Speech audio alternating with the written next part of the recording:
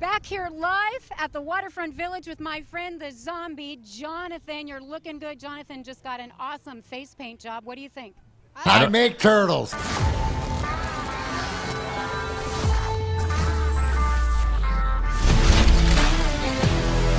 It's now time for Big D Energy with four-time Stanley Cup champ Darren McCarty and the golden voice of Neil Rule. Live on the Woodward Sports Network, 99.1 and 93.5 The Roar, the Woodward Sports app, and anywhere you listen to podcasts. Let's talk some sports. It's Big D Energy. Hey, yo. Welcome back. Big D Energy, Woodward Sports Network. My name is Neil Rule. That guy's D-Mac, Darren McCarty in the house. We got Sawyer. We got Sam Flannel. You know who the squad is. If you don't know by now, I can't help you. Bottom line, D-Mac, what's good, man? It's all good. It's all good. We got into it real quick yesterday, but while you were gone, and I know as you looking in, I see you looking into the chat thread, and you see Detroit Dabber at the top of it. But Robert Colosia, I believe, was it him twice? But Dabber dropped the belt when you were gone. Really? 2 days in a row, I believe, Sawyer. So just a little update for you. I was Slipping. trying to let you know that yesterday, but looks like Dabber's back at it. And no, I'm good. Other than always frustrating to watch a road game or any game when the Wings get up a couple goals within the first 5 minutes and then it turns into, an old school football game, 7-3, 7-4 games. So happy for everybody who had the over. Happy for Dylan Larkin continue to stay hot, but still, some questions with the Red Wings. I guess I should be doing this right now, but that was my focus last night. And also, let me bring this up because this is sort of, since you gave me the throne, Cody Rhodes and Brandy Rhodes are leaving AEW. And I would expect big them to developments. show back for WWE maybe, and it makes sense to come back for WrestleMania. So just anybody else, I say that because tomorrow's AEW, stuff like this, and I'm a wrestling nerd. So that was big news this morning. Detroit Dabber 313, sick shirt, Neil. Thank you. Yeah, this is my Detroit Vipers throwback shirt. See, there you go. You got that. You got that right when there. he was signing standing in line for autographs for Darren Banks. yeah, I think that's exactly what it was. No, I was more of a Fedor Fedorov guy, Whoa. Personally. They were good. Sergei Samsonov was the real deal for the Vipers before he went to Boston and won the Rookie of the Year. Yeah. He was Great a real golfer. deal in the NHL, too. And he's a great golfer. Club champion over at Wingate. Yeah. Yeah. But the golf. What is it with the golf guy? What is it with the hockey guys in golf? Hand-eye coordination, they hit the ball solid or whatever like that. Although, here's the thing. I'm sneaky short or whatever like that. I got the hockey players they can either pound the ball. Like you watch Mike Knuble, Mike Knuble for Grand Rapids. He gets his hands right here and it just fires these things and hits that ball a million miles. Brett Hall was along here with the ball. I believe it's hand-eye coordination, a lot to it. And so the difference is, right, when you're coming down with a shot, you're sort of holding on to it, where in the golf, you got to release it. So the guys with the best hands, and you see it too. The hockey players are usually good short game. You know what I'm saying? Like decent short game because they got to have touch around the net. So them, and you know who I would put, obviously kickers. Kickers are really good at golf, too. Especially punters. One of the best guys that I played with, Craig Hendrick, used to kick in Tennessee, and Jeff Fiegels. Yeah. Played a long time, Giants and stuff like this. But those guys are great golfers. And pitchers. Pitchers are good, too, because they have a lot of time on their hands because they get 3 days off. They get 3 days off. And I remember Justin Verlander used to play golf at Oakland. Like, every day he wasn't pitching. He was out at Oakland. What would you do every day you weren't pitching if you were Justin Verlander? I'd be hitting golf balls, yeah. Yeah, exactly. So, by the way, little tidbit, little McGeyser playing tidbit. Steve Yzerman, greatest range golfer you'll ever see in your life. Can't take the first tee. Can't take it to the first tee. Joey two times on our YouTube. And remember, you can get involved with our YouTube chat thread as well. We encourage that. Want your thoughts, knowing out there, the usual suspects in there. Every now and then we get some new people popping off in there.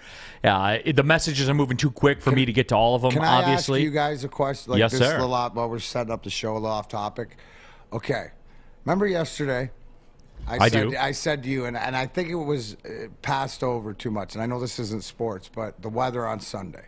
Right, where the storm came. Now, are we expecting another snowmageddon? I know we're tracking 2 paths, but do we expect more snow on Thursday? Are we going to get hit with this next pattern? Last time I looked, I saw it was supposed to be like pushing 50 the next 2 days. See, Dude, I that's don't know. what I'm Joey saying. two times on YouTube chat thread says that it's shorts weather. So that's a good poll to start. Is it shorts weather today, Sawyer? In Michigan, it probably is. Is it shorts weather? And Sawyer will get that up on the YouTube chat poll coming. So go ahead and vote. Is it shorts weather? I think today's a little too crispy for that myself. You know what? I noticed when I walked out of the house with just the vest sweatshirt, I forgot my coat, but I didn't go back to get my coat. So, not shorts weather, but maybe not thick jacket weather. But you don't need the Canadian down goose. Nah. No. Triple fat goose. Not today. Not today. Needed All it right. the other day. It's been cold. Yesterday was cold. Yeah, no, it was. It was cold yesterday.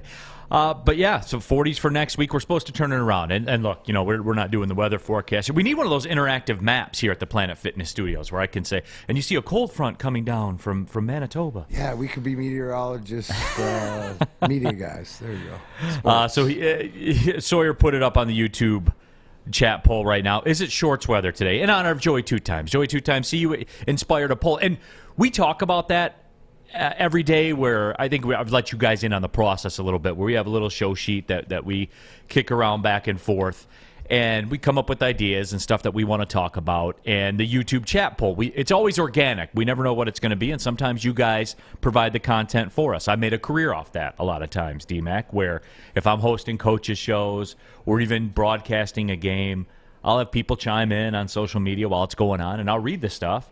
And it provides content that I don't have to do. Well, and people say, hey, you're engaging the audience. No, I'm just being lazy, D-Mac, and I want people to do my job for me. Well, anybody who knows you knows the truth.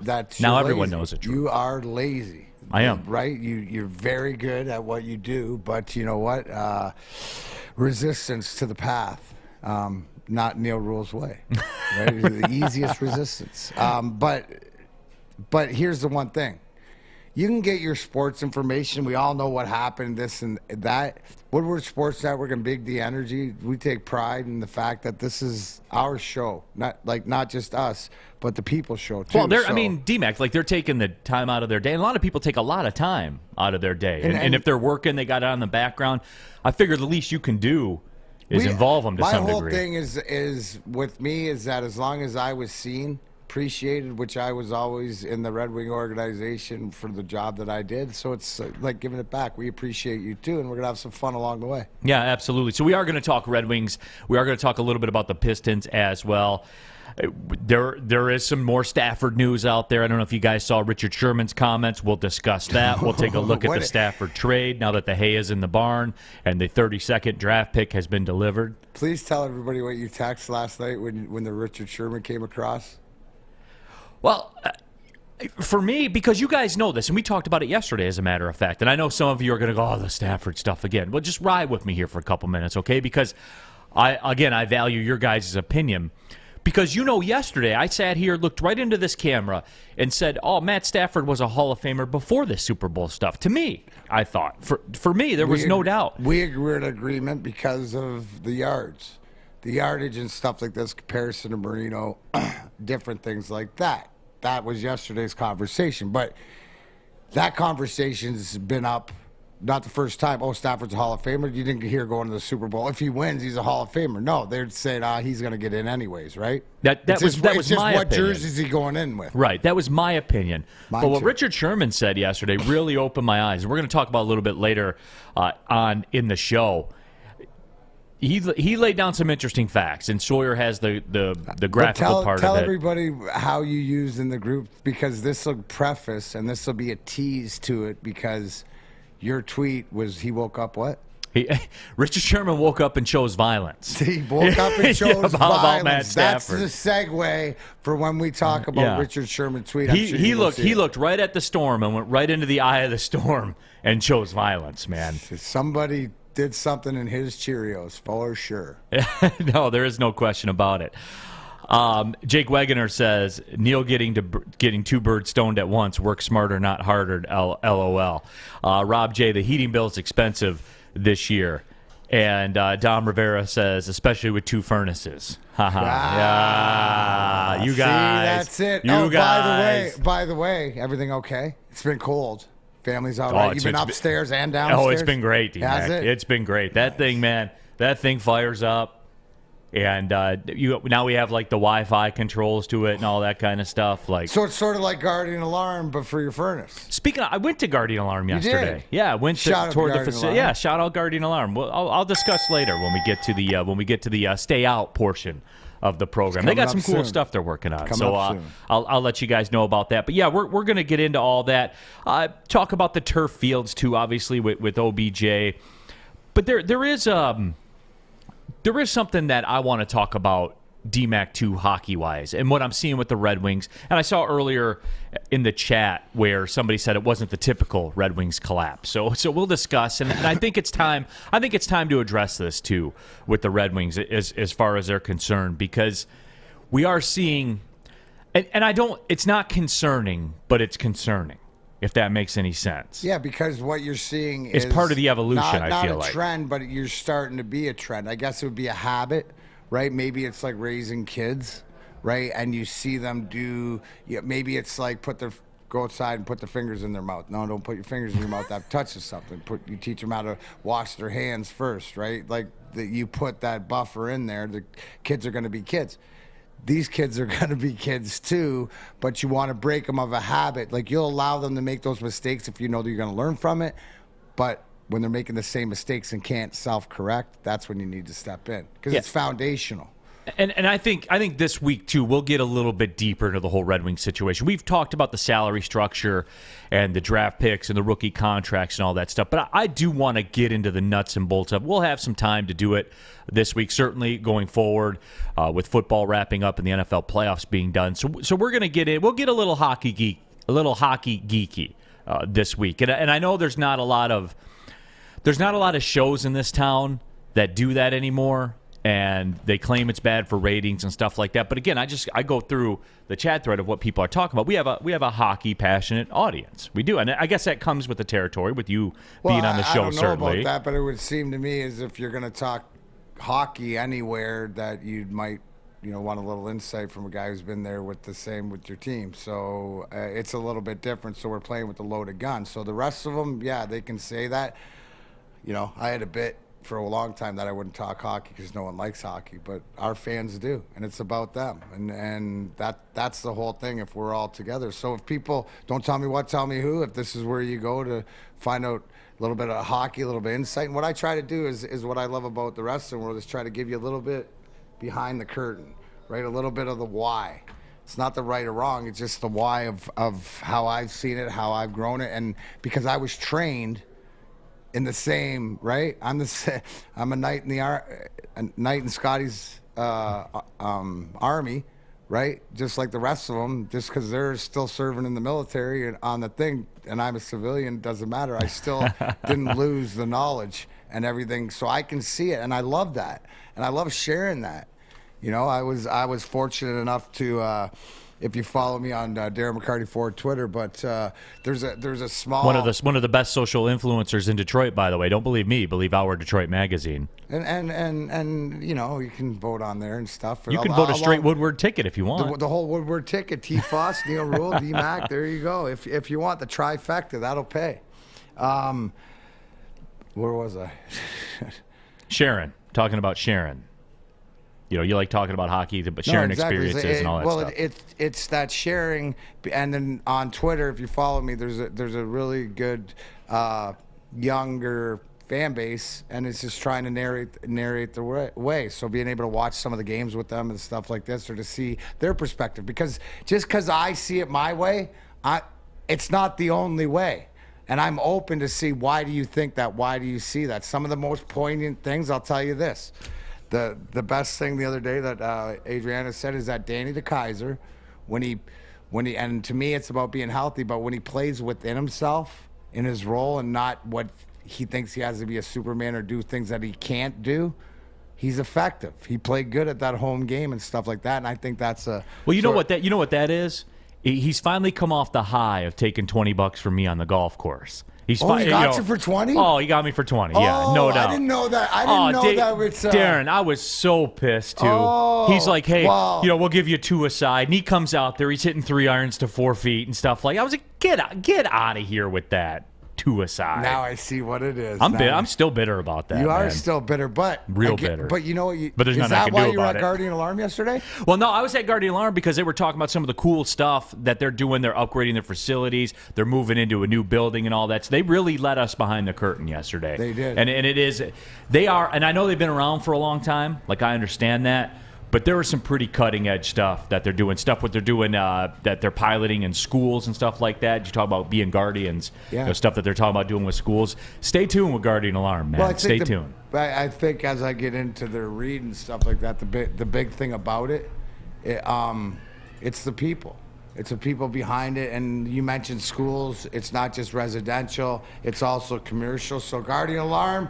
Just like Neil said, visiting, they get it. Whether for home, business, schools, whatever it is, a good defense helps you feel secure. Guardian Alarm is state-of-the-art technology that helps you feel safe, all with 24/7 local monitoring right from your phone. Yeah, you can control the lights, to lock the doors, smoke detect in case it's on fire, and even that deadly silent killer, carbon monoxide. So, if you want to be part of the Woodward Sports Network, Big D Energy family, you can, but you have to call the number 1-800. Stay out. That's 1-800. Stay out. Let's give it to everybody. Looks like the ladies are full in the Birmingham cutting hair. Give it to them, Sam. 1-800. Stay out. Get out of my house. That's 1-800. Stay out. And let them know Woodward Sports sent you. Guardian Alarm, your local security experts. Big D Energy, Neil Rule, D-Mac here, Woodward Sports Network. Be right back. I'm Kay Cunningham. Working with Hall Financial to purchase my first home was easier than I could have ever imagined. They treated me like family from start to finish. Find out for yourself at callhallfirst.com.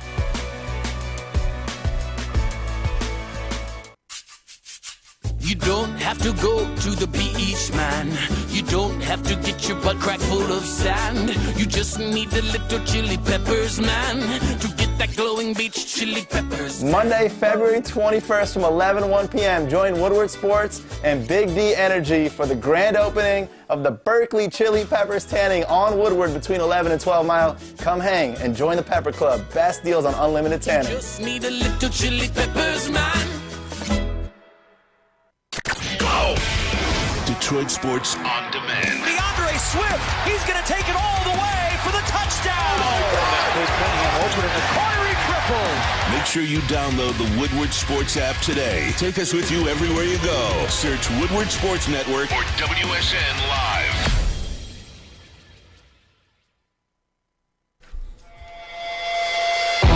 Back at it, Big D Energy, Woodward Sports Network. The Rule, D-Mac, Darren McCarty. We got Sawyer, we got Sam Flannel yelling stay out into the microphone for Guardian Alarm. You guys know what it is. We're live at the Planet Fitness Studios. Happy to have you all with us here today. And because your fitness is essential.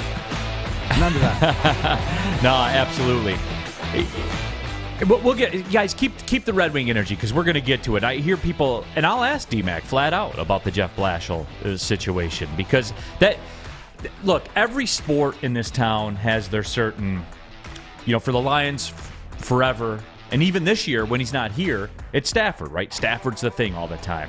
For the Red Wings, I feel like Blashill's becoming that hot button topic. It's turning to it now, right? Because people could have their hot button. It was either like, the goaltending's always used to be that, where the goalies, what it was, you didn't want to be a quarterback or a goaltender in this town. But now because your captain is solidified, right? Dylan Larkin, the seasons he had, that he's leading. You look at Nedeljkovic and Grice, last night's not on. The goaltending's great. You know what I mean? It's fine. It's stuff like this. So So you look at it, and again, I guess it becomes more apparent, and we hear more because is it a message? Is it whatever else? But I revert back to hashtag wiser playing. And here's the beauty, they're not a playoff team. Like, they're not. So I think, in my opinion, I believe that Stevie believes that too. So if you're looking for something to be changed up, I would look at it after the season, more or less, maybe getting into the trade, or not in the trade, into the draft time and stuff like this. But again, Stevie's got a plan, and they're not there, or they're not close to that next step, right? They've gotten to step 2, and he's felt that he can get him through, Blash can get him through step 1 and step 2. Now he's allowed him to go to step 3. We'll see, right? It's sort of like playing video games. Yeah. And I know we had something lined up, but I do, since it's on everyone's mind right now, and I kind of want to talk about it too. I'm calling an audible on you, Sawyer. We're gonna go into the Red Wing stuff, right? I know Sawyer doesn't. Sawyer's down to roll with whatever, but the Red Wings lose last night in Minnesota, 7-4 the score, and they had a 2-0 lead just a couple minutes into this game, and then the wheels. It was a good start, Neil. It was a good start. It was a good start, but then the wheels, they just kind of fell off. I guess that would be the best way to say it defensively. And here's the question that I have that comes through all of it. I don't necessarily want to get into the X's and O's with this Red Wings team at this time and say, well, here's where the failure is defensively, and this is why it doesn't work. To me, I'm not as concerned about it as most people are, because with young teams, for whatever reason, and that's going to be the crux of this discussion here that we have today, for whatever reason, and if only I had someone that lived it that I could talk to about it, that did it, and maybe we could figure out why this is. But on the defensive side of the puck and defending in the NHL, in the NBA, we're seeing it with the Pistons right now too. Young teams, for whatever reason, really struggle defensively. And I can't figure out why. I have my thoughts on it. I have my opinions on it. For me, I always thought it was because defensively, there are tricks to the trade. When you go up against the best players in the world, like I always laugh when people say, I hate the NBA, there's no defense. No, you can't stop James Harden. You can't stop Kevin. There aren't people on the planet that can stop them. They're excellent at their craft. Connor McDavid is another one. 0.1 percentiles. Yeah, but yeah, I've heard you call him that before. The 0.1 percentiles, the Connor McDavids of the world, Sidney Crosby in his prime. Like that's they're gonna get theirs. It's just trying to minimalize their maximum. Yeah, exactly. Why is it such a struggle, I guess, D-Mac, defensively for young teams? Is it that easy for me to say that it's a, as opposed to offense where it's more a gift, defense is more acquired, to where you have to figure out the tricks and how to defend? Is it more than that? In the NHL, why is it so hard for young players to play defense? Tractors are sexy, defense ain't sexy. Right? Right. It's not the sexy thing, and I think that the development of the game, and even more so this day, it's about playing a role. And everybody wants to be the star. Everybody comes from being the star, and it's just the little things of committed, because it's not glorifying, right? Making the little play, stick on puck, getting the puck out every time. It's not the thing that makes the big money. It's not the thing that everybody cheers you for and stuff like this, but it is so adamant that the little things are done. You look at last night, props to Gustav Lindstrom with his first National Hockey League goal. There's a defenseman, and there's a guy, right, that knows his role. A lot easier, a lot more times, Neil, for defensemen, right? It's not a matter of willingness. It's a matter of the speed of the game. It's a matter of adjusting to different things and rules, and it's harder to play defense. But a lot of it's positioning. I think what you see in today's game, and for everybody watching on YouTube, there's just a blistering shot right there. Seeing eye goal there for Lindstrom, but he deserved it. But guy's got a block shot. It's doing the little things. That's what made the grind, and doing the little things. So when you realize that being a part of the team, right? So it's a commitment, and sometimes guys don't want to make that commitment. But when you see it, because when we see it in the Stanley Cup playoffs, the Stanley Cup finals, and the commitment, and you had the commitment that's needed earlier this year when I bring up the Florida game with the 2 minutes in their end, blocking shots, the fans going nuts, the appreciation. You need that all the time. So, right, commitment, Neil, is one of it, which most hockey guys will commit to, but it's consistency and doing it over and over and over and over again. And it's not pretty, right? It's not fun. Scoring is fun. Scoring's optimistic. Defense is more... It's more routine and sticking to that foundation. Now, the biggest thing too, and this is in every sport, right? That when the defensive guys or even the offense, they're on the same page, all 5 guys, if we're talking hockey on the ice, right, are on the same page defensively, so they don't have to think. What we see here, what was apparent and glaring last night, even if you didn't watch the game, but you turned it on? The odd-numbered rushes. Right? So to me, that's lazy, and that's commitment on the offensive end. Why do you get outnumbered rushes? Trying to make hero plays, no-look passes, or just not being committed to being the highest guy. So to me, there's the immaturity of the youth. And again, just like anything else, it's about reps and about doing it and doing it and doing it. And then when it doesn't work and you do get scored on or you do make a mistake, right? Scotty Bowman hockey was you're allowed to make one mistake. You're allowed to make a mistake once, right? You're not allowed to make the same mistake twice. And that's, where this team is at. And I think that's the difference when you see the top teams in the league and the top playoff teams and the teams that win, is you see that 5-man unit, you see that. You can feel the momentum in the game. You can feel, a team that's there, a team that gives up, odd-numbered rushes and whatever like that. The Red Wings right now don't have the luxury to do that, and plus, that's part of their inconsistency, not only to win on the road, which has been tougher this year, but the inconsistency of the odd-numbered rushes. What Chuck Brewer says, only gave up 3 even-strength goals, though. Doesn't the power play goals make it look like it's worse? And I would say to that. But again, power penalty killing is defending. right? And I know that there's whatever's supposed to, but I'm speaking that the other 2 guys on the grind line, 2 of the other 3, Chris Draper and Kirk Maltby, were 2 of the best penalty killers at the time. You look at our penalty kill percentages, right? Back in our championship days, it was right around 90%. Which is imperative. So that's a commitment too, right? Because there's great teams, and in the playoffs, that's what it is. You got to be able to shut that down. One of the greatest 2 minutes of hockey ever, Henrik Zetterberg, 08 Game 6, 5-on-3. The guys on there, him and Rafi, or him and Stewie and Nick or whatever, killing that 5-on-3 penalty to eventually raise the cup that night. You go back and watch that. That's commitment, no matter what. So and D-Mac, that's easy. It's easy in that time, in right? That time. So then it's not February sexy. 5th It's not easy. At Minnesota. Do it in Minnesota on a crappy, cold night. That's the consistency of being a professional.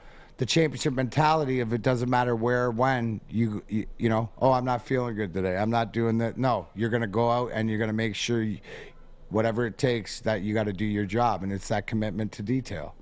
AC says food can stop James Harden. That is true sometimes. That got a ooh from Sawyer over there in the production booth. Epic, what about this, D-Mac? Epic says, I think some of it has to do with how Blashill sets him up defensively. Well, maybe that could be it. Yeah, but there are a base number of defensive formations, I guess, in hockey, though. Like, it's not as involved it's more onto as your football. forecheck, too. Right. And it's more your neutral zone system and stuff like that. Everybody heard of, you've heard of the trap, the left wing lock, what we use, where the left side, whether it was a center left winger, and on our line it didn't matter, it was whoever was back. So it'd be more like 3 defensemen, make it easier. So it's just adjustments. But again, it comes to hockey IQ, because if you're on the ice, you know what the system is but you know that you have to be on top of their high forward or whatever on the break. I mean, some things don't change. It's like I used to tell Aaron Ward, it's the same game as you played when you were 5 years old. Guys are just bigger and faster. Same mentality, same game. Odd-numbered rushers, bad. It's like checkers, moving your back row. It's bad. It's bad for business. It's bad. It's just bad. It's Things bad for we know, business. Neil. Things we know. I'll tell you another thing that I know. Gypsy Vodka, the best tasting, smoothest vodka on the market. 50 different formulas, countless taste tests. Gypsy's the best tasting, as I said, vodka in the vodka game today. Is that a strong statement? Yes, it is. But Gypsy Vodka is a strong vodka. I know. I drink it. I pour it on ice. I pour some club soda in there. I squeeze a couple of pieces of lime in there. And Saturday night is on and popping, if you know what I mean. It's gluten-free, corn distilled 6 times, and they use artesian spring water, locally made in Petoskey. Support local guys from right here in the state of Michigan. Try a bottle, cool-looking bottle, as you can see on the screen if you're watching our YouTube chat thread. I'm not concerned about that stuff as much as I'm concerned about the vodka that's in it, and it is good, period, end of story. Escort by name, it's Gypsy. As always, drink responsibly. Hi, my diamonds. It's Crystal with an X. You want to get hot and perfect like me? Here's my super easy routine. Drink at least a gallon of water before you wake up. Attach a weight to everything in your house. Hello? Sell your car and just sprint everywhere. Scream when you exhale. Don't follow Crystal with an X. Do your own thing at Planet Fitness with tons of equipment and free fitness training in our clean and spacious clubs. Join now for just $10 a month and cancel anytime. Fellas, football season is here. It's time to make your grooming experience easy like Sunday morning. Get to Lady Jane's Haircuts for Men. Walk in, relax, watch your favorite team play, and before you know it, your hair will be game ready. Get to Lady Jane's, open 10 to 8, 7 days a week. Walk in anytime. It's wicked awesome. Woodward Sports. This part of the show today? Watch again on YouTube or download the podcast anywhere you listen to podcasts. We are off and running. Big D Energy, Woodward Sports Network. Neil Rule, D-Mac, Darren McCarty won the Stanley Cup not 1 time, not 2 times, not 3 times, but 4 times. Sam Flannel has not 1 flannel, but 2 flannels, not 3 flannels, not 4. I can't. It'll take the rest of the show to count up all his flannels. By the way, we did a poll when you were away because I didn't know this, and leave it up to Easy to bring it up, but everywhere else he's known as Flannel Sam. So I did a poll: is it Sam Flannel or Flannel Sam? Just saying. Sam Flannel won, right? I know he's Sam Flannel out of your mouth all the time. Yeah. Yeah. We did do that poll. 15 of them. What was the results? Do you remember? Flannel Sam, I think, won. Did it? Well, Yeah. I don't care. I know you don't. That's what I said. Because he's Sam Flannel to Sam you. Flannel. Then I went into the nicknames and all that stuff like this and Ozzy and stuff, but Neil's the same way. Yeah. So. Sam Flannel, as far as I'm concerned. Absolutely. Flannel See, Sam. I told Sam you we'd Flannel. get to the bottom of it when See, like, if you say it, Flannel Sam, Sam Flannel. Which one? Sam Flannel is way cooler. It rolls better. Are you prepared to accept that? Oh, yeah. I've said from the beginning, it doesn't matter to me one way or another. Okay. He's just happy to be acknowledged. That's what he said. Happy to be acknowledged. Sam Flannel's our guy, man. Updating our YouTube chat thread poll right now. Is it shorts weather today? 30% say yes. 41% say no. And 29% say you're crazy. So there it is. I'm surprised 30, that's more than I expected. Yeah, but it also goes to that people, it's a positive day for him today. You know what I'm saying? The sun's out or whatever. Like that lets me show the resilience of the state of Michigan people and going, hey, it's like it's summer out here, ha, ha, ha, ha, till they talk to somebody in Florida and it's 80. Right. It's okay. February 15th, I like it. huh? I like it, peeps out there. Keep the positivity going. So I'm trying to think. So it's February 15th. I'm trying to think of when it's fire on the deck season, which is usually... I'll get out there at the end of April if the conditions are right. Not till the end of April? Yeah. Well, I'm soft. You guys know this. Lazy and soft. Soft, man. That's it. Yeah, I got to think before that. I got to think because, how late do you go into the fall season? I'll be out there till right around Halloween. I've gone so into. that means the rest of us who go into November till late November. Yeah, I've gone into. We'll start late March, maybe early April. If you get, because usually, typically you'll get that one decent weekend in November. Like I've had the guys over to watch football outside. You're not starch on that. Like if a day comes at 60. No, we're going. Yeah, we're gonna ride. We're gonna ride. You're always ready. I'm always ready. I'm always prepared. ready. I got the Gypsy at the ready in the liquor cabinet. I got some bourbon as well and all that stuff. And the TV, like my buddy does communications for a living, so he set up the outside like with the TV stand and all that stuff. It's very easy to hook the TV on, take it off, the surround sound and everything. Neil Rule, soft, bougie, lazy, prepared. All those things exactly. I am ready to rock at a moment's notice. So Jenna Newman said it's going to be a high of 26 degrees. How the hell is that shorts weather? I don't know, Jenna. People are like that, though. Because when it was like minus 10 yesterday, the 40-degree swing, you just mind jacks you. Yeah. Jake Wegener says, Neil's like, you think I care about rules as he checks out 30 items in the 20 or less line. Yes, yes, I do that. But were you quick? But hey, were you quick? I was ready. Again, hey, Sawyer, here's the poll. 30 and a 20, right? Or 6 with a check? right there it is. 30 you guys, or 20 or 6 with a check. Yeah, finally, it's my time. It's my time out here. Who would you rather be behind? Because it doesn't matter as long as somebody's quick. And I don't care if they have, but I just want the effort. Yeah. All you want in life is the effort. You're right. Right? You can deal with the lack of talent if there's effort and urgency. That's what I'm trying to stress. That's the battle I fight with my kids all the time. I just like when it's time to go, we got to get in the car to go to school. I just want some urgency. I don't care that, my daughter's 6. Like if you're fumbling around putting your shoes on or whatever, that's what I just want the urgency. Right. Like I want shared values. Okay. All right. That's I don't think that's too much to ask. I don't think so either. Shared urgency. That's what Neil Rule wants. Shared urgency out there. Shared urgency and hitting that like button. Let's go. Yeah. Tammy Chin on YouTube chat thread. I do want to get into this Matt Stafford trade thing too. But Tammy Chin on our YouTube chat thread as we wrap up the Red Wings discussion. I think DeKaiser will have his contract bought out and Letty is trade bait before the season ends. Real quick, D-Mac, I know that we're looking to change gears here though. The Letty situation, I think that I don't want to call this a fade by the Red Wings because it's about what they're right about where we thought they were going to be. They may even be a little tick up above. I think it's development. Yeah. You got to look inside, right? You can't look at the whole and say look at the record. Yeah, I don't have a problem with where they are. I don't. Now, the underbelly to that is the DeKaiser situation. Now I have to mentally exclude the fact that he took money off me from the golf course when I talk about this stuff. But the DeKaiser thing with Nick Letty, that was part of the Nick Letty experience, right? When Steve Yzerman did that and brought that in, I think it was of the ilk. And you tell me, this is just me spitballing right here. You have a better grasp of it than me.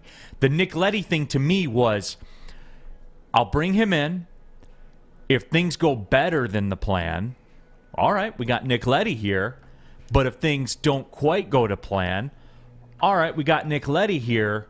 What can I get for him? What kind of draft capital can I acquire for him? Do you think that's a fair assessment on my part? Yeah, I'm on the same mindset because I look at this year. This trade deadline is the last time we'll be looking to unload guys or to build for the future.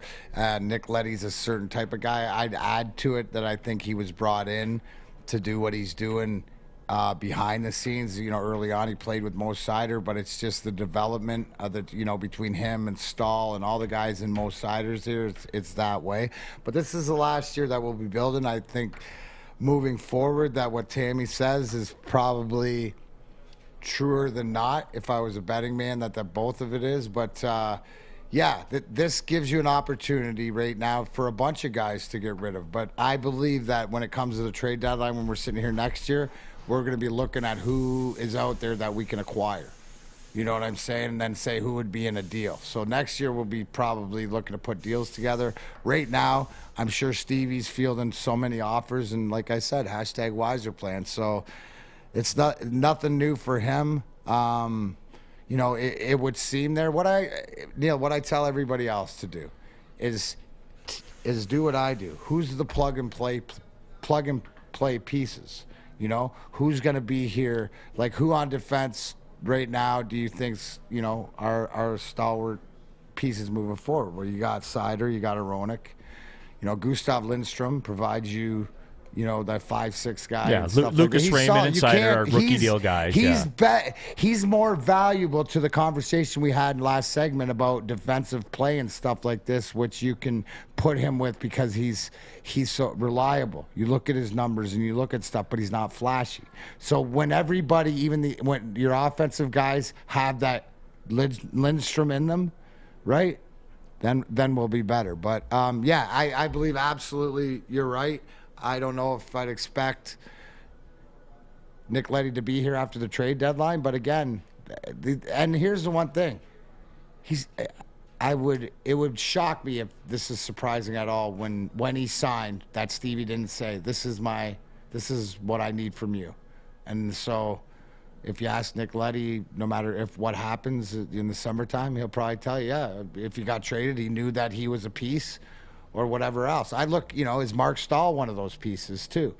Probably, you know, then we're getting into the intricacies of it. Yeah, absolutely. YT Sparty says, I need Gypsy to watch this conversation. Just saying. YT, well, you know, tell me how it can be better, brother. I'll assess it. Chuck Brewer says, who still uses checks? Our new YouTube chat thread. And you guys are lying on this one. Like, you are. Who would you rather be stuck behind at the grocery store? Neil with 30 items in the self-checkout, or an elderly person with 6 items and a check? You guys are 73% say they would rather be stuck behind me. It should be 100%. It should be, because I'm going to give you an effort. I'm going to have some urgency. I want you to go about your day. I know it always comes back to this, but you know, Rack says being behind somebody with 6 items in a check is like being behind the person buying all their lottery tickets at 7-Eleven, and I'm standing there with a Slurpee in my hand.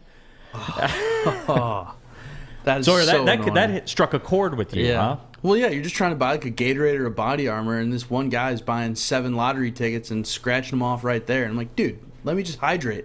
I'm thirsty. Yeah, like, I had a rough night last night. I gotta get hydrated. Yeah. Got to refuel, use the UFC drink, you know? Be like a fighter. Daytona's on tonight here on Sunday. I got to get rehydrated so I can hop back on the horse, right, Sawyer? Yeah. Oh, yeah. Which, by the way, look forward to Friday. Quarter mile with Sawyer. There was an auto racing question earlier in the YouTube chat there, and I apologize that I didn't get to it. But the quarter mile with Sawyer, we expanded that, right? Yeah. We went from I think we did the tour minute to 2.5 to 2.5 minutes, right? Mm-hmm. So you gotta bring heat for Daytona. Oh yeah. Oh, I mean, we got the dual start Thursday, so those will already be good. Too. Yeah. So here's the deal with Daytona, and you know, Sam Flannel, I'll need your cooperation. I'm prepared to let it, as long as he's bringing fire for the Daytona quarter mile with Sawyer. Well, I'll let him roll, but the second he cools off, you clip it right there, man. You hammer that microphone button, man. What do you guys think about that? So as long as you're delivering, your biggest challenge yet, and the quarter mile with Sawyer. I like it. Yeah, D-Mac was talking about whipping out his pit boss too, giving some picks for the race. So we might have ourselves a full little production going on here. Oh yeah, it might be a segment, Neil. It might be a whole segment. Yeah. Easy. It's coming. You know what? Sawyer, I think you're supposed to say, "Oh, Neil, it's already a segment." Welcome back.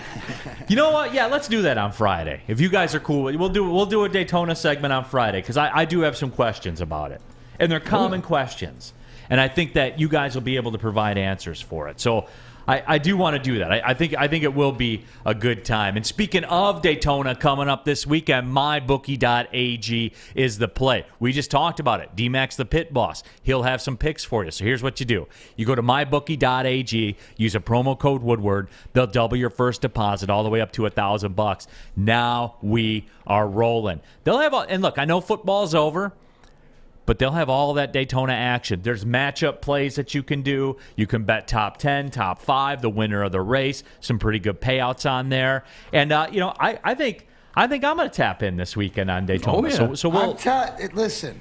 Like with my bookie and the odds, like NASCAR's fun to bet because you can take a favorite and it's like a long shot. You can take a favorite and a long shot. You can take 2 or 3 guys and put a few shekels on them or whatever and have some enjoyment in the race for the 4 hours or whatever it is that they drive around the track. See, this isn't like the Clash coming up here with Daytona, right? You're going to get some bang for your betting buck on mybookie.ag. You're going to be involved for a while. Well, and remember, this is Daytona too, so like it's just heated coming down the stretch. There's guys like race so hard in this race because it's like the prestige. It's the Super Bowl, and we'll ask, why do they do the Super Bowl at the beginning of the season? I don't know, but we'll talk about that on Friday. But you don't have to wait to Friday. Go to mybookie.ag. Use a promo code Woodward. Double your first deposit up to $1,000 and try it out. Just put a couple bucks on the Daytona 500. You'll be locked in. You'll be watching it. You'll be an expert in no time. Golf popular right now also. And don't forget, March Madness is less than a month away. If you can believe that, hopefully the Oakland Golden Grizzlies will be in there as well. All of it's available too. You can bet on anything, anytime, anywhere with MyBookie. Have a problem with gambling? Call the Problem Gambling Helpline, 1-800-270-7117. It took exploring 50 different formulas and hosting countless taste tests, but we believe Gypsy Vodka is the smoothest vodka on the market. Don't believe us? Ask the owners. We're Mike and Adam Kazanowski with High Five Spirits Distillery. We're in close to about 1,200 locations throughout Michigan. We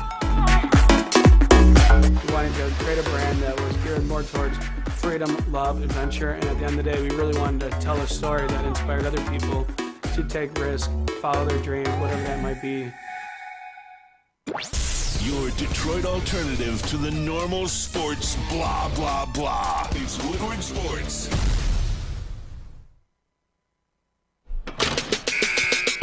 Off and running, Big D Energy, Woodward Sports Network. Man, you guys love you some NASCAR. NASCAR and hockey, man.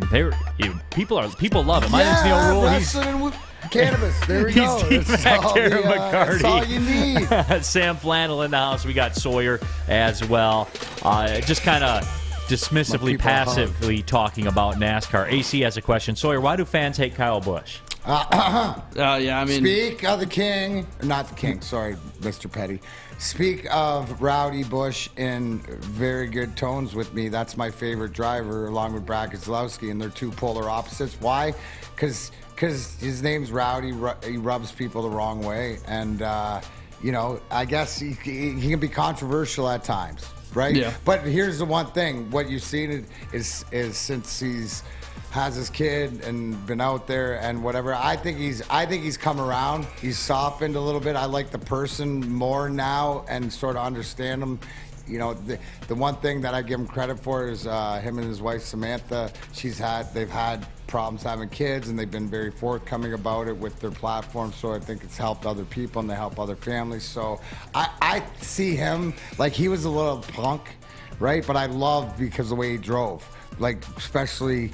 Him and his brother, Kurt Busch, who are the Busch brothers, right? Who Kurt's older than him, but he was always coming up the sort of the next star, but rub people wrong. But to watch him sort of mature into a man is pretty cool.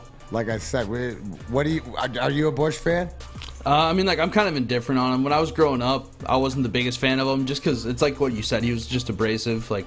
Little bit of a hothead. He came out and like the first race with the car tomorrow, he badmouthed it, and like I thought the car looked sweet, so I was like, oh, Kyle Busch sucks. But I don't know. I feel like a lot of people hate him because the internet tells us to hate him. Same reason people don't like Nickelback, just because it's a meme. And people are like, oh, I saw it on Twitter, so yeah. Nickelback made some bangers, but they did. Yeah, they made some real good songs. And I'm coming from a kid Rockstar's a good song. Man. Oh, yeah, that's a real good one. I wanna be a rock star. I'm just saying it is. That's like the Justin Bieber thing, man. Mm-hmm. Like people crack on the Biebs. He makes straight bangers, man. Yeah, baby. I'm not gonna lie. Yeah, it was a good song back in the day. Thank you, Sawyer. Yeah, you're welcome. Thank you. Still think the Weeknd's Super Bowl halftime performance was dog water, but other people seem to have loved it. I liked it. Yeah, it's a conversation for a different day. Yeah, it was. And that day was Monday, and we talked about it on Monday. We've made our peace with that. Tammy Chin says, I feel bad for Harvick. He's the only one. He's only taking one car to Daytona. NASCAR being affected with the shortage in parts. Really? Is that true, Sawyer? Yeah. Most teams, like guys will usually have like 5 or something cars and like a few backups, but they only have 2 cars right now because of all the shortage. So if you wreck your car, you only have your one backup, and then if you wreck that, then you'll have to take like your teammate's car, or you just won't have a car and you won't be able to race. I think that's we forget about that, but on the bigger scale, right, where how it affects until it affects our TV viewing, right? Then we got a problem. Yeah, I know that in Canada, now they're doing we were talking about the truckers, and now the government's doing something in Canada, but the shipping lanes and all this different stuff, until it affects our TV watching, then we really don't realize it. DJ Sweat says NBA video games have fallen off unless you play with the old school players, which I don't know how that's prevalent to the conversation, but I'll make it prevalent to the conversation because I like doing segues. Sawyer, does NASCAR have a good video game right now? The one I bought was like from 3 years ago, and it was okay. It wasn't as good as the old ones, but it was all right. Why? Just like the physics and stuff wasn't up to like what the normal racing sim games are at now, so it kind of felt a little more arcadey than like a real racing simulator. But it was still fun. So you want, like, you're geeky about it. Like, yeah, I have the whole steering wheel, like pedals, you force do feedback. not. Oh yeah.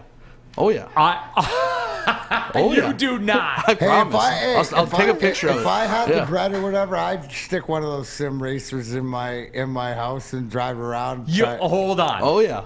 Hold on, everybody. Listen, hold you're not on. gonna find This a needs to be Peloton addressed in my house, but you'll find a NASCAR rig.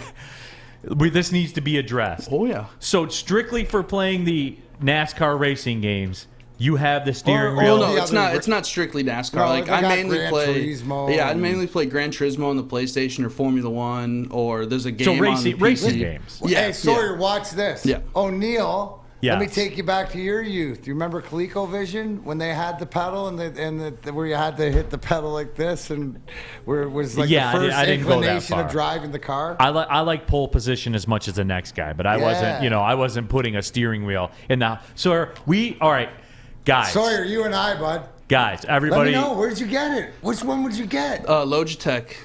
That's the one I have. All right. Yeah, it's a great one. All right. I like it. We need a photo of Sawyer's racing video game setup. Can you provide us with that? Oh yeah, it's not like it literally just clips onto my desk, so I'll just move my keyboard away from my PC, plug it into my computer, and I'm good to go. All right, how about this? Because I know that we had the campaign before I went away on the last on the last road trip, and I haven't checked back since. So I'm actually going to take a look at it now. We got Sawyer up to 58 followers, so we did get a 20% increase. Oh, yeah, it's climbing. In followership. If we can get Sawyer to 100 followers, he'll tweet out. That'll be your first tweet, is a picture. Yeah. A picture of the sim racing rig? Of the sim racing rig. There we go. You have a room for it? Hey, no, it just hooks to my desk in my room. Follow you back, does that count for extra now? No, it doesn't. I want to see this picture. Give him the Twitter handle, because we need to see this. We do. Yeah. It's at Binge Sawyer. So Benge Sawyer, the traditional spelling. Oh yeah, but it's great. I mean, you can race online. Like they have leagues for some games and everything. Like I would go on and do competitive races on Gran Turismo, get my driver rating up. GT got a few wins under the belt. Gran Turismo. Rack says Sawyer can come catch me with the Mario Kart steering wheel. Oh, you don't want those hands, man. Mario Kart Double Dash. Wow. I have multiple perfect all cups on my resume on Mario Kart Double Dash. We got some. Yeah. What is this? Love that game. Virtual reality racing trash talk right now? I've never been a part of it. It's awesome. Mike G says this race talk is making me adjust my own pole position. I'm just saying. So you guys are funny, man. You do. Updating our YouTube chat thread. Who would you rather be stuck behind in the grocery store? Me with 30 items and self-checkout, or an elderly person with 6 items and a check? I only have 70% of the vote, which I think is tragic. That should at least be 99. It should at least be 99. Is Mario Kart considered a NASCAR game? By the way, mushrooms rule. Okay. All right, fair enough. What about that, Sawyer? Is Mario Kart considered along the NASCAR game lines? I mean, it's a little more arcadey, obviously, but I mean, just as fun, just as competitive too. There's some people who take Mario Kart really serious. AC says we need a Sawyer gaming segment as well. Should have been here in the summertime. For that, for friggin' whatever. Yeah. We had a gaming show in the summertime. You know what the problem? You know what the problem is with all this, Sawyer. I'm being squeezed out of all this. Like in 3 months, they're gonna be like, "What do we need you for? What's your segment?" No, you're gonna have to put your goggles on. Yeah, I'll have. Listen, the subtle tones of Neil Rule carry in every verse. I'll be banished over to the podcast studio, and I'll be two furnaces and with Neil Rule. And remind me for Friday, Mike, I will tell you, yes, I am a huge Kyle Busch fan, and if I can find it, I will show you how much on Friday. Dom Rivera says, I want to follow back, Sawyer. So, you got to work for it. They're not just going to give it to you. Okay. I mean, just Sawyer will follow back all new followers in the next 60 minutes. Let's see. I'm gonna do a what do they call this? A call to action? Well, no, just sort of a test. Sort of testing out. I'm gonna throw something out here, and we're gonna see what it is, and I'll let you know down the line if it worked. All right, let's do it. Focus study. All right, we'll see. So Sawyer will do that, and look at that, like a whole segment got away from us again. It's funny how that stuff works, man. Hey, welcome to when the NFL and college football's over, right? I guess we did talk the Red Wings for a little bit. Rack says, "No, Neil, we'll always need a hater." Come on, am I that, Sawyer? I'll ask you, man. No, you just like poking fun at people. Yeah, it's all in good fun. Yeah, like I just want to have a good time, man. Yeah, that's all. That's all that it is. Unless you, Stephen Baffy, unless you like to beat people and steal their cars, then it is Grand Theft Auto or Saints Row. Jason Norman, let's hear that Twitter handle again before we ride to the break. Give him the Twitter handle again. At Binge Sawyer, so at BengeSaWyer. There you go. Get him to 100. He will tweet a picture of his dorky little racing setup for video. So these are for racing games. You have a steering wheel and a gas pedal. Are you all gas and no brakes? Oh yeah, all gas, no brakes, baby. Yep, that's how we do it. Sam Flannel, is this a little geeky? I feel like it's a little geeky. Yeah, I mean, each their own, but absolutely. Hey, don't get me wrong. Absolutely, if that makes you happy, you do it. Gypsy vodka on a Saturday night makes me happy. That's what I like to do. If that's what you want to do, you want a little steering wheel and gas pedal. Yeah, you just wait. Then you go ahead and do it. McLaren's putting out a Formula One Lego car too, so just wait till I get my hands on that. Wait a minute, say that again? McLaren's making a Formula One Lego model too, so wait till I get my hands on that one. No, price be damned, right? Yeah, it's $175. So Sawyer, did you have a race car bed growing up? I did not. Would you have liked one? I thought it'd be pretty cool. Give me like a Jeff Gordon one with the Rainbow Warrior on there. You know the one he's talking about. I wonder if anybody out there had a one of those race car beds growing up, or any of those cool beds. I feel like Neil was a race car bed guy. No, my second son did. He liked car racing, so he had a race car bed. With the little headlights. Yeah, that you push the headlights on and they turned on. He had the NASCAR ceiling fan as well. Nice. And you'll love this. The fat head on the wall of MIS, of them coming around the last turn. Oh, that's cool. That's pretty cool. It is pretty dope. Yeah, it was pretty dope. Let me see, what was it? Gromit 0237. It's a slow sports day. We understand. Thanks for not beating the Stafford dead horse. When we come back, we're talking the Matt Stafford trade. I try to keep it off, boys and girls. I mean, we can only do it for so long. No, this isn't quote unquote Stafford related though. No, I have a little bit of a different angle to it. As you know, we're live at the Planet Fitness Studios, and Planet Fitness is home of the judgment-free zone where you can work out in a non-intimidating, judgment-free atmosphere. Was there this morning. It was cardio day. Tuesdays, Thursdays, cardio day.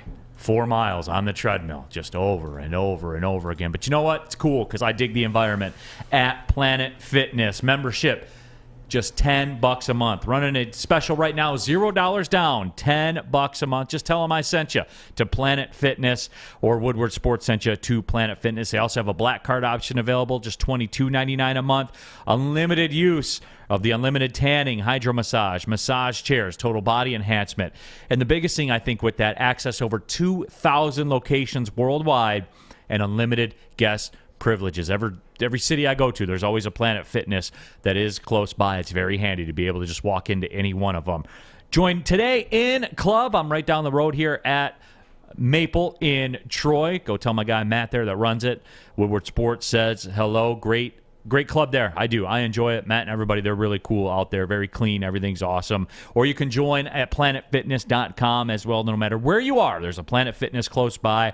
There's one now open in Midtown Detroit at the Detroit Pistons Performance Center. As I said, right now, $0 down, $10 a month. And also, Planet Fitness is hiring all positions. For more information, go to planetfitness.com. Planet Fitness, where your fitness is essential.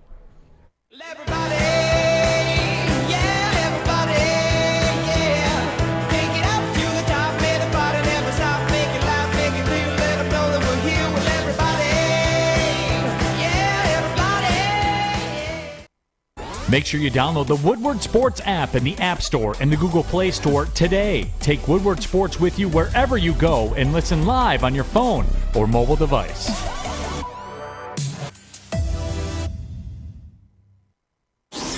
What's the over-under? Should I tease? Who is the lock of the night? Make sure you're watching Woodward Bets to get the latest in sports betting and more. Woodward Bets daily on Woodward Sports.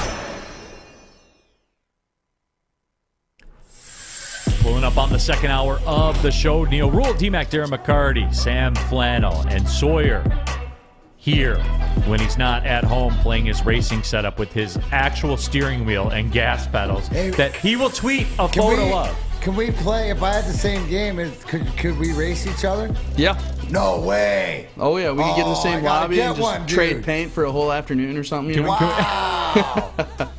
Oh, look at that. Sawyer up to 59 followers, just like that. It's climbing. Yeah, it is. It is climbing. So, trade paint. Oh, yeah. With your steering wheels and your gas pedals. It's got force feedback, too. So, like, when you hit a bump, try and pull it out of your hands like a real car would. It's legit. Nice. It's not just a game. I can see us banging it's around real life. Bristol. Oh, yeah. Yeah. Oh, my gosh. Get Neil in there driving the pace car. Yeah, there you go. That's it, because he won't go over 55. Two-track Jack says, Sawyer, you have to educate Neil on racing. We'll have a big Daytona 500 show or segment. Maybe 2 segments. I got a feeling we can do the betting angle of it. I'll have some. We should do the questions. Some general. Yeah. We should. If you guys are like me, and I'll probably be able to carry this segment on my own, but any racing questions you have. I mean, please. Yeah. I mean, just go to our Detroit and look at the trifecta. This goes without saying. I'm not saying that. I'm not saying that. I'm saying I could carry it myself with providing the questions. Yes. Because I do have, I go down to Belle Isle and do the Detroit Grand Prix. I love it. I'm more romanticized with open wheel racing than I am stock car racing. Is it cool? Do I sound cool if I say stock car? Oh yeah, you got the lingo right on the head. And there. I'm opposite. Yeah, I like open opposite. wheel. But I also too came from stupid 4 left turns and to where I am now. Right. So hopefully I can get you there. Think we can get him there? I think Neil is open enough.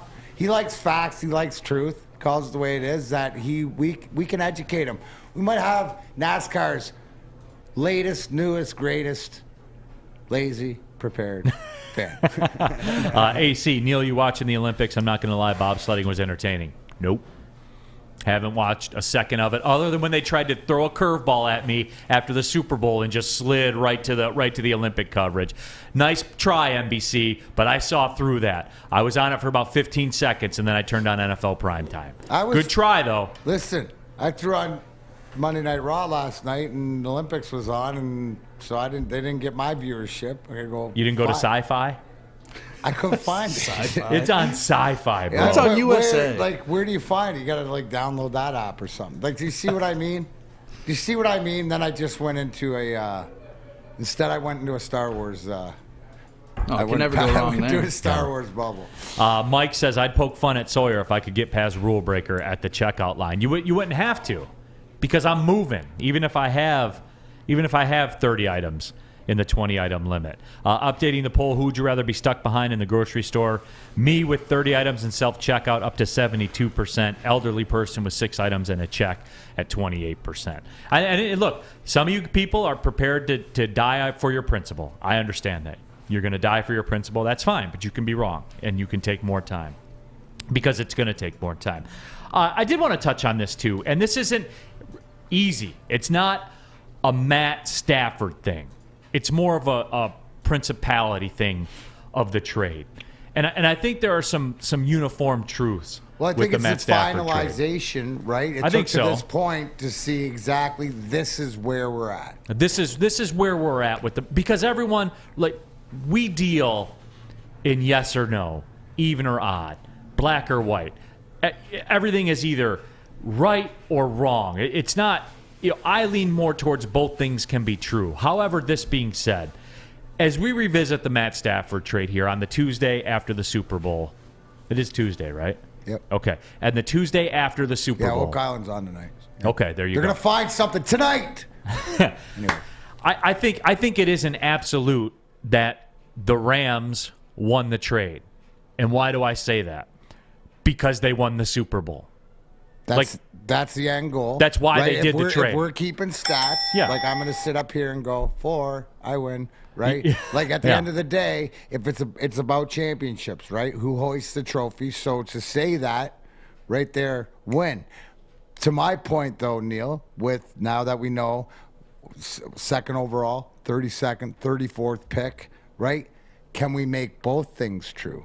Can we maybe not? You can't win the deal because they won the Super Bowl, but can we get closer to not losing the deal big? Because it benefits both teams. To me, no matter what happens, it was a win-win, right, for both organizations, except the Rams went out and did their win part, right? Executed what at the beginning of the season when they made this deal was their end game, right? The Lions' end game for making that deal wasn't until this draft, right? So the Lions Super Bowl, hence, is this draft and what they're going to do with the picks that they traded, correct? Right. So we are waiting to see, but again, you're drawing dead. In poker, And that is a it's problem. called drawing dead when you cannot win no matter how many cards because the opponent's hand. But is that true? Is that true, though, D-Mac? Because Cody Ingle says it very well, I think, on our YouTube chat thread. He says, without the trade, win or lose, the Lions can't actually do any type of rebuild. Right. I think both sides won, and we'll get out of the trade with what they both needed.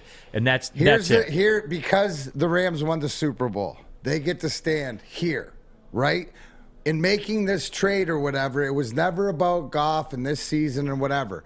Brad Holmes, his Super Bowl or what he was going to do, to Cody's point, in rebuilding was about the draft. Now, he was hoping in the best case scenario, you get a 19, 20, 21, the Rams don't do anything. But in the back of his mind, like, I bet the Rams will win the Super Bowl and Stafford got traded at 12-1, right? Because that's how it played out. The thought. Brad Holmes was thinking, I'm sure if you ask him, that this was going to be a 28-32 pick, but it helped in the rebuild. Hence, the Lions Super Bowl is what they do with these picks at the draft, right? They didn't get any help from the Rams in return, but the Rams, like, that's what I'm saying. So to counter what you're saying, I guess they were shooting for different wins, right? The Super Bowl was the end goal for the Rams. That was never the end goal to this trade for the Lions.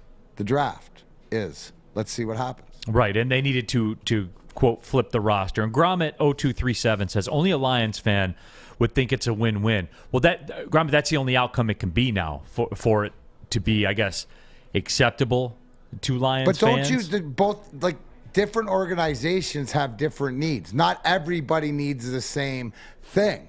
So we gave them a need, took back whatever. So our win was never going for that trophy. Our win was, can we acquire stuff to build to get in the draft? Do we draft a guy using the Stafford trade that is effective and can be part of this team moving forward? That's the rebuild process.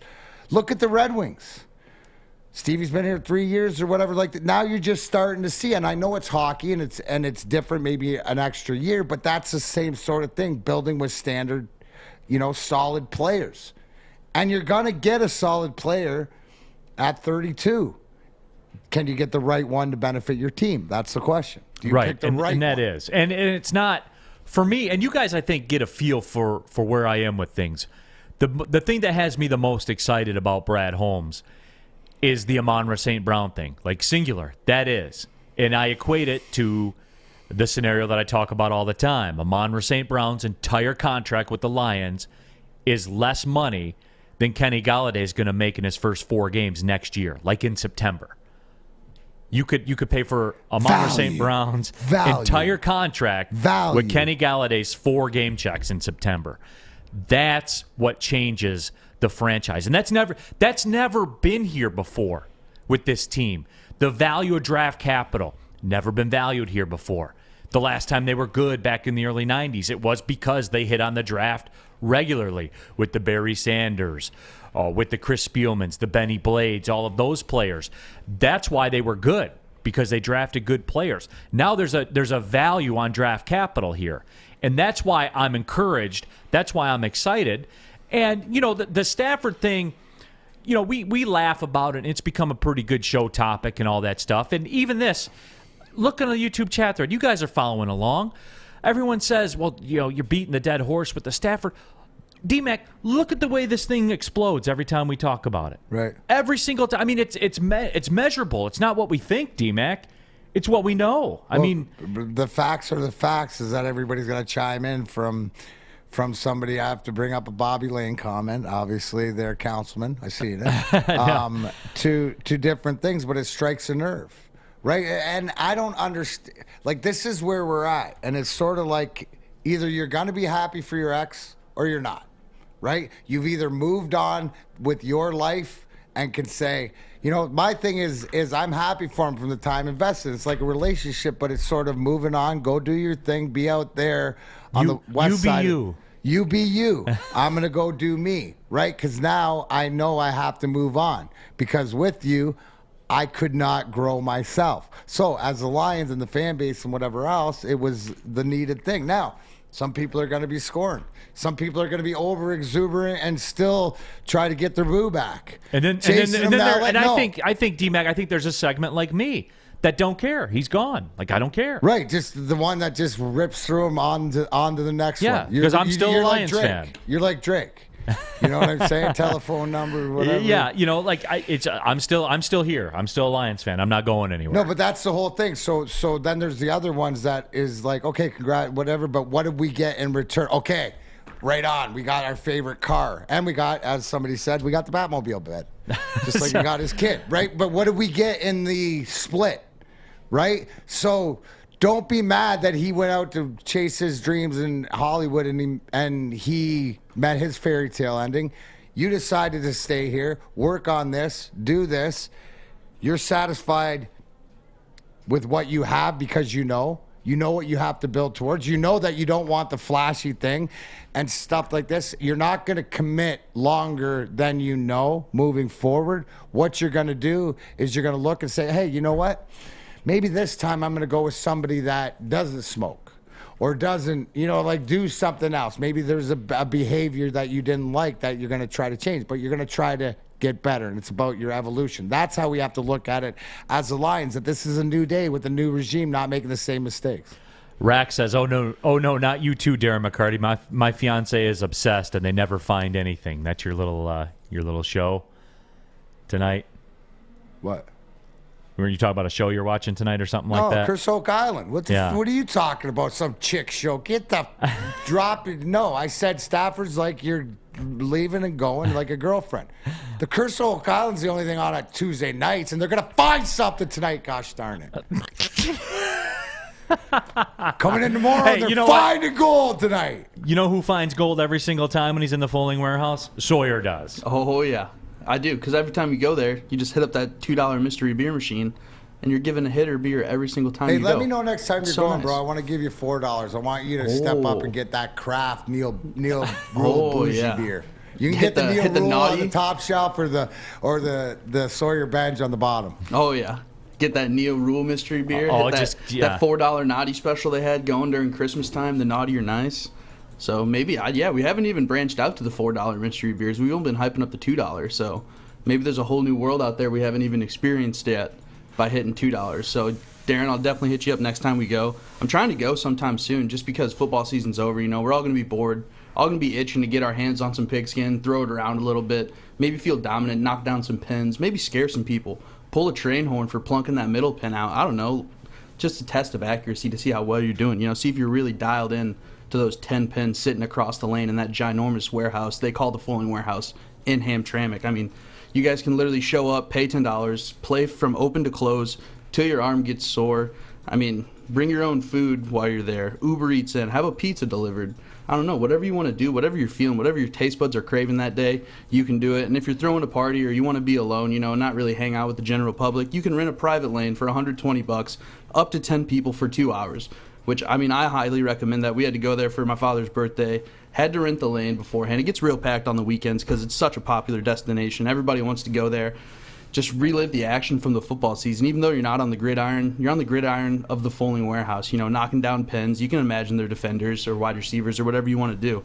So all you guys got to do is just go to thefoalingwarehouse.com. I'll say it again for you if you didn't hear me, guys. It's thefoalingwarehouse.com. It's super simple to type in up on your keyboard in your little URL browser, you know, Google Chrome, Safari, whatever you're using, Firefox. Maybe you're a Quack Quack Go guy. My dad likes Quack Quack Go for some reason. Such a weird browser. Doesn't track you, though, so I guess that works for him. Or if you don't use the internet, you know, it's a scary place. Just show up in person. Go to the Foaling Warehouse in Hamtramck. Super easy to find, like I said earlier. So just check it out. You won't regret it. Great investment for your $2. Get a fire beer back. This is Big D Energy right here on the Woodward Sports Network. We got Neil on the desk, D-Mac on the desk per usual. Sam Flannel in the audio booth making us sound crispy, and I'm in here keeping us live. Be right back on the Woodward Sports Network. Big D. 6 dark corners, a driveway and a patio, 5 windows that could become doors. Every house has unique security challenges. Guardian Alarm has more tech, more team, and more ways to help keep them all safe. Get a professionally designed and installed security and smart home system from Guardian Alarm. Sign up today and get a free video device. Guardian Alarm. Smart, right from the start. Call 1-800-STAY-OUT. Opinions are like ear holes, and we're putting ours in yours. Well, that's not winning, joint. It's Woodward Sports.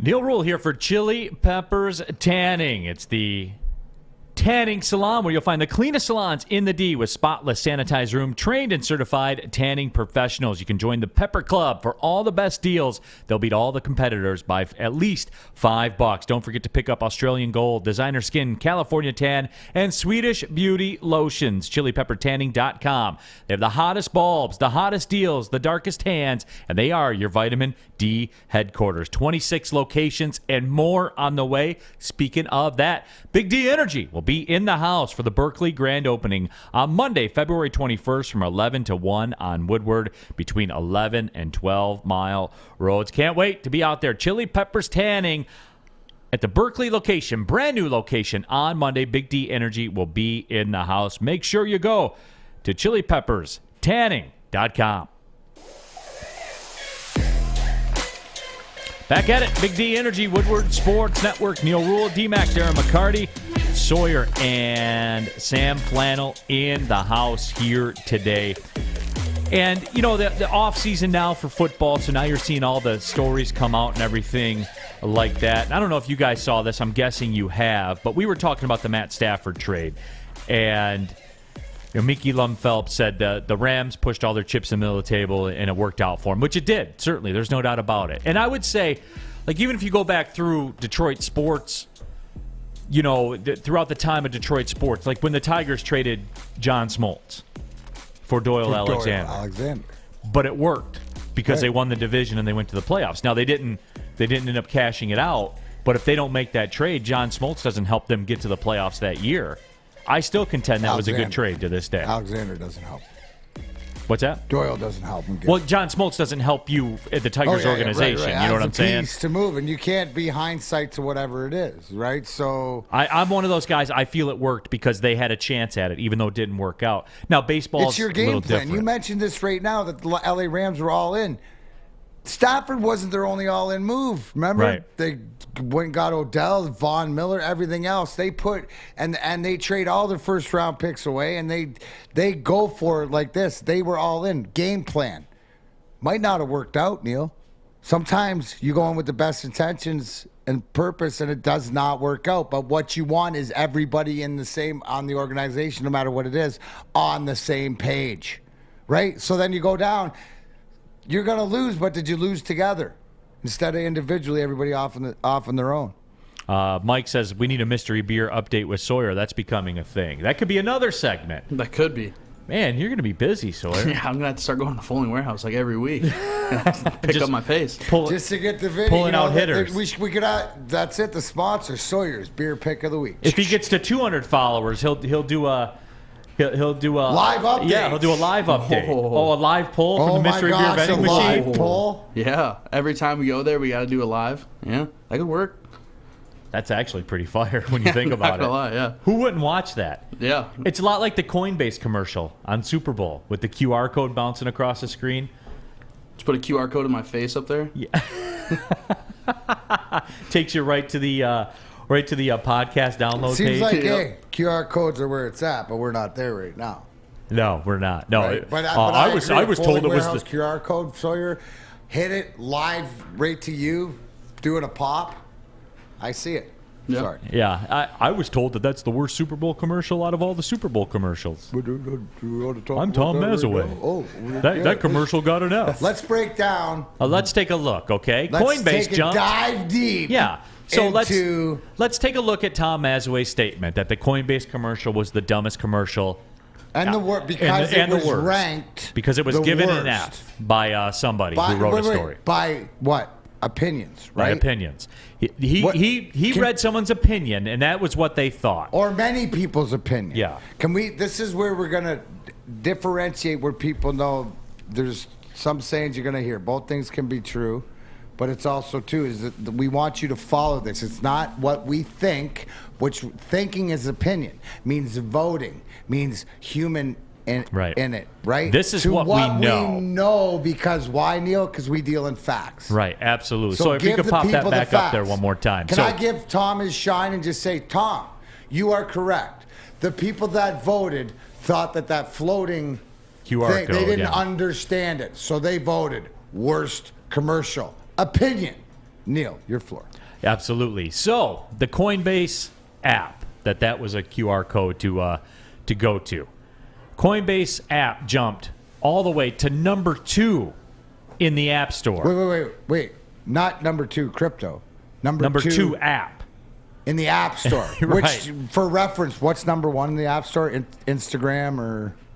I don't. What's number 1? I don't know what the number 1 is. I would assume TikTok. I'll look it up. TikTok, I would assume, yeah. Which lets you know. The stratosphere that it's in now. Thank you. They started the day at number 186. They rose up to number 2. Coinbase downloads were up 123%. Crypto app downloads were up 11% alone. And I said that was the best commercial of the Super Bowl because when it came on, it popped in my head. I was like, this is brilliant. Now, this is brilliant. Oh, absolutely. We talked about it yesterday. It made you get your phone out. Having this conversation about, like, don't touch it. Don't touch it. It's hot. Don't touch it. Don't put your tongue on the frozen thing. Right, exactly. To the end that I did. And think about it, right? So let's break it down even more, right? Because the crypto was that the one with Larry David or the different ones? So the money that was spent not only on the ad, 6-7 million, but to produce the people in it. What do we see throughout? No matter what it is, star, right? No matter what it is, the brilliance of what they just did is the new age. You don't have to know the metaverse, the crypto, whatever it is, but it's the advertising. How much did it cost them to get that little blip, to hire that blip to go across the screen? Oh, I don't know, nothing. They created it, right? They created it. What a great, this not only shows, do not sleep on the younger generation. This is so above the rim thinking what will happen. The numbers speak for itself, but it's also, too, what's the overhead on the commercial? Nothing. Literally, that's what I'm saying. It's not like we're talking, like, does anybody get it? That this is so to me, this is sort of one of those flash things of what the future holds. Neil, the flash things of this is the future, right? No matter what it is. So, and just like anything else, there's going to be people that don't pay attention to it, people that don't like it, people that absolutely revolt against it. And then there's the people that realize that this is like technology. This is like everything else, medical advances, knowledge. This is the way of the future. CJ Schneider says the commercial was effective. Cody Ingle says that's such a boomer take on the commercial. Exactly, Cody. That's where I was with it. And people are talking about, they like their different commercials as the best. Off the Top says it was a great strategy, and that's where I am with it. That's where we're at. The truth at the end of the day. The facts. Because the facts is because if we were not in the same room, but if we were in the same room, our reaction was, the immediate reaction is not, what is this? It's 2 like, seconds. Oh, dang. Yeah, 2 seconds. You're going to do it. You're not going to do it. I'm going to do it. And you watched. I watched my kids. They couldn't fight it. Them. Yeah. I was them. And I did it and hit it right before it came to the coin op base. Yeah. Because I wasn't sure if they were going to show me. Right. Brilliant commercial. Best, whoever the marketing for that is, they're ahead of the game. Chef Chris Smith says it was marketing genius. Detroit Dabber says if we're still talking about it, then it was effective. Mark Ellis, here's an interesting take. I'm a boomer, and I actually thought it was great marketing. And it was. That was the smartest commercial, hands down. And and now everyone's going like down the crypto path, and crypto's based on nothing. And I'm not talking about that. I'm talking about the number 186 app in the App Store went to number 2. Overall, and it was right in there. Number 2 in their category. Yeah. Number 2 in the whole App Store, and it was right there. That it was such a simple concept, and again. Less is more. I was moved when I saw it 2 seconds into it. I said, "Oh, this is brilliant." I knew, me too. And they're going to let it keep going. You either got it or you didn't. And I liked it. I thought it was very, very good. And Maz had a pretty boomer take on it, and that's fine. That's Maz. That's how he operates. We don't hate the guy. He's consistent, though. He is, and we all love Maz. I want to know if people like Richard Sherman, and we're going to get into that when we come back after I get done talking about the Sports Marketing Agency. The SMA has been leveraging pro athletes and other notables for a decade against the issues around mental health and substance abuse disorder. With the help of NFL alumni, Sean Jordan has been able to save lives and take a stand against these issues. Coming soon to Woodward Sports, the Sports Marketing Agency podcast entitled This is the F Word. It's a series on fentanyl. If you're struggling with substance abuse or mental health, they are here to help. Go to thesportsma.com. Again, that's thesportsma.com. It's a sports marketing agency. Life is full of hard choices. We're here to make one of life's biggest decisions as simple as possible. My name is Christina Gennari, and for over 20 years, I've helped hundreds of families buy and sell homes. We cover all of Metro Detroit and more, from large luxury homes to starter homes. We will work hard to make sure that you get the home of your dreams. So if you're in the market today or even thinking about buying or selling in the future, make the obvious choice. Christina Gennari, the obvious choice in real estate. Visit us at soldchristina.com today. No off-season for us. We're talking sports 365. Detroit Sports Network. Woodward Sports.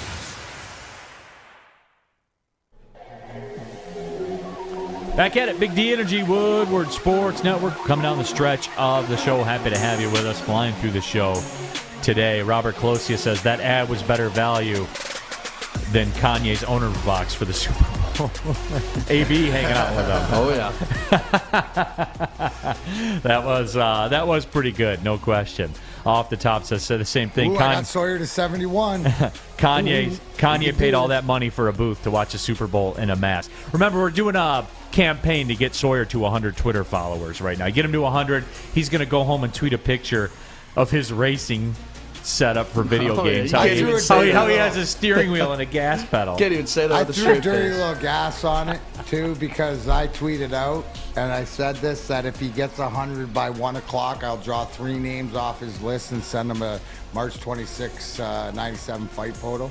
So if that inspires you or whatever, I know that old Vader's excited about it. So yeah, just ways to get. Listen, guys, might be the greatest follow of your career once we get Sawyer putting up. Just think of all the Fowling Warehouse mystery beers that you can see. Yeah, and he'll do them live and everything like that. So it'll be worth the follow. There is no question about that. He'll bring the fire content, like pictures. I got the right.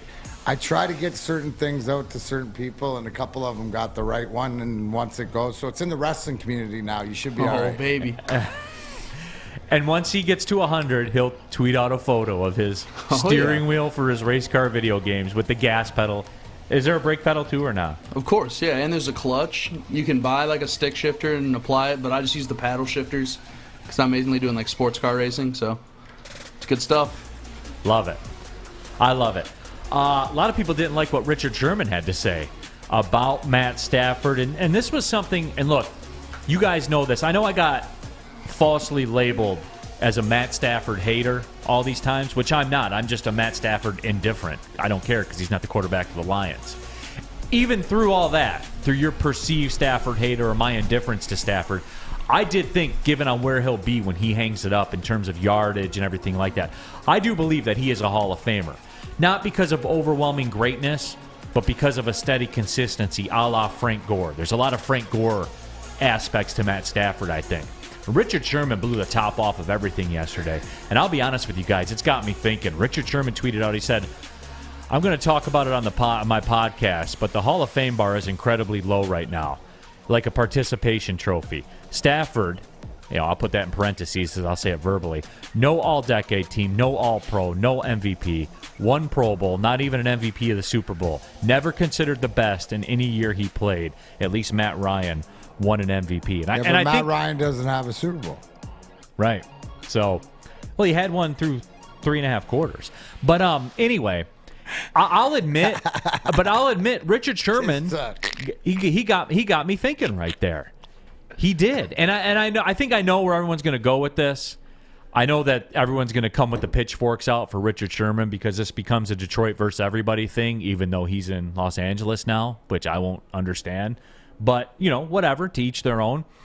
It's just he got me thinking. It's not. I still shade towards. I think he is a Hall of Famer even before Sunday. You brought it up when you initiated but it's interesting. This. Frank Gore, and why you compare him to Frank Gore? Because of all the years he played and all the yards that he piled up. That's what we were. Matt Stafford, like I said, this conversation's been going on for a few years. Oh, is he or isn't he? The fact that I think a lot of us just thought because the standard to get into the NFL Hall of Fame is a lot lower than we know baseball.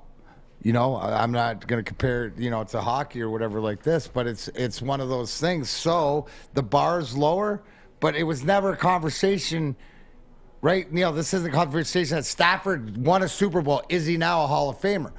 For the most part, we all thought already because of his air yards and because of what he did and stuff like that he'd be viewed by the NFL as a Hall of Famer. So to me, this is just like a caveat. Once you win the Super Bowl, but again, I don't look at the individual. Like, that's the one thing. Bottom line, whatever fits the NFL's narrative, decides it. So, I mean, it doesn't, it's like, true.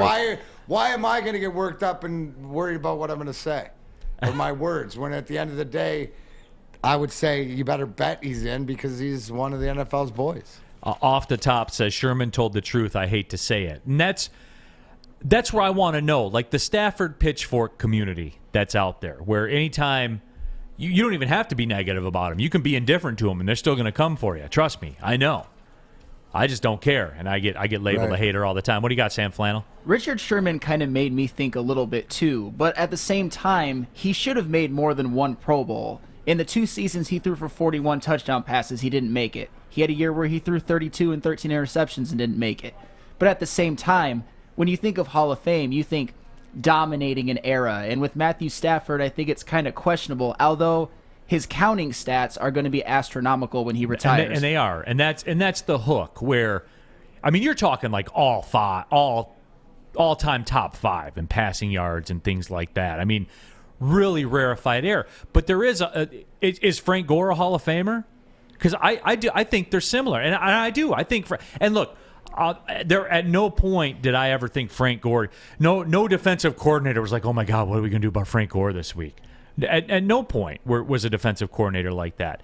It's just the defensive coordinator is like, you want to get 3 and 4 guys to the pile to get him down, but he's coming straight at you. Yeah, so, he's not. There's nothing dominant about what he does. The durability in football as a running back for the games, the yardage, stuff. There's something to be said there, right? Again, my big thing, Neil, is I don't care where it is. Show me the narrative of why, right?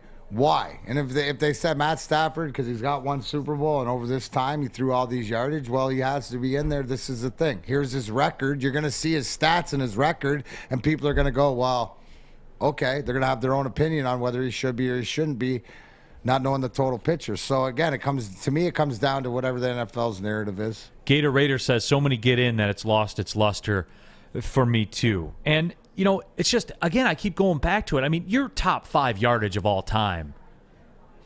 I feel like my gut says that you should be in, but Richard Sherman made me stop and double clutch on that. It really did. And well, now, it's because he threw the facts straight in your face, and whether like it was all that you were like, oh, I didn't realize. Yeah. I thought he had more. I thought he had bigger stats to that, like more accolades, like maybe at least one Pro Bowl, or like that's he made you do a deep dive and threw it right in your face. Yeah. Like you said, he woke up with violence on him. Richard Sherman woke up and chose violence towards Matt Stafford. There is no question about it. Rack says QB playing for losing organizations don't win MVPs. The Hall of Fame is based on individual play. And Gatorade said there should, and this is something I've always held true. This is why I felt that Jack Morris was, if any of the Tigers from that generation were a surefire Hall of Famer, it was Jack Morris based on what Gator Raider said. There should never be any player in any sports Hall of Fame where you have to debate whether or not they deserve to be in or not. And that was always my contention with Jack Morris. So let's do that, Sawyer, on the YouTube chat poll. After reading Richard Sherman's comments, it made me think, is Matt Stafford a Hall of Famer? Point blank, is Matt Stafford a Hall of Famer? And coming in through the weekend with the recency bias and all that stuff, I suspect that the people will lean in and say yes, especially with all the love that he got from everybody, especially since they're going to have a parade here down Woodward, I think. What, Friday? Is that? I haven't seen the date yet. The Detroit Rams parade's coming through on Friday. They got to get more shirts in. Oh, that's all the shirts are on that sold corner. out. They had to get a restock, and they can't get them shipped in. Oh my gosh! Yeah, they have to sell them. Don't affect the parade. They have to sell them at the Detroit Rams parade. So yeah, I mean that's the question: is he a Hall of Famer? And I thought it was slam dunk. Yes, I am. I'm 50-50 right now. I'm almost to the point, D-Mac, where. And somebody brought up Joe Flacco. Is Joe Flacco a Hall of Famer? And I don't think that's comparable, or Mitch Trubisky or Dak Prescott. It's not comparable because they're not going to be top 5 in the history of passing yards in the game of football. And I know that. And here's another thing where it stopped and made me think about it. Because when we talk about that number and top 5 and all that stuff, you do have to account for it. It's like the home run era of the 90s. The way the game is right now, it's video game stuff. Here's why there's no question why he is. Okay. Right? Because to everybody else. Oh, by the way, first 20 votes in right off the rip, 50-50. That's intriguing. Here is the perspective, right, where we're not taken in because we were here, right? The NFL and the whole rest of them is, oh my gosh, how many championships would Stafford have if he wasn't lionized? Oh my God, he's better than mine. Right now, he's going to get more shine because of what nationally or whatever the perception is that he's always been this good. It's never been against him, right? Once he got out of the Lions, right, the question is you know that winning the Super Bowl, he's going to go in as a Ram, but it's almost like all that time and the losing and the record and all that stuff that he suffered in Detroit, the league looks at it that way. The powers that be. Does that make sense? Like it's almost benefits him more because he was able to throw those, oh my gosh, he was able to do something and hang on and keep himself relevant to get out and show what a great champion and leader and a Hall of Famer he is. That's the perception that I see on the national level, right? But it's also, too, what's the criteria this year for this player? Here's a great one from Jason S. Let me internalize it to you, D-Mac. If Chris Osgood is in the Hall of Fame, then there's no way Stafford should be either. Guaranteed. But but you can't compare. Hall of Fames isn't the Justice League where everybody goes into the same one. There's different rules by different ones. Ozzy's a so much bigger argument and whatever to get him in there than like to me. Whose resume is better? NFL baseball's a joke. All right, just say there was a Justice League, a Hall of Fame. I'm gonna put you on the spot, D-Mac.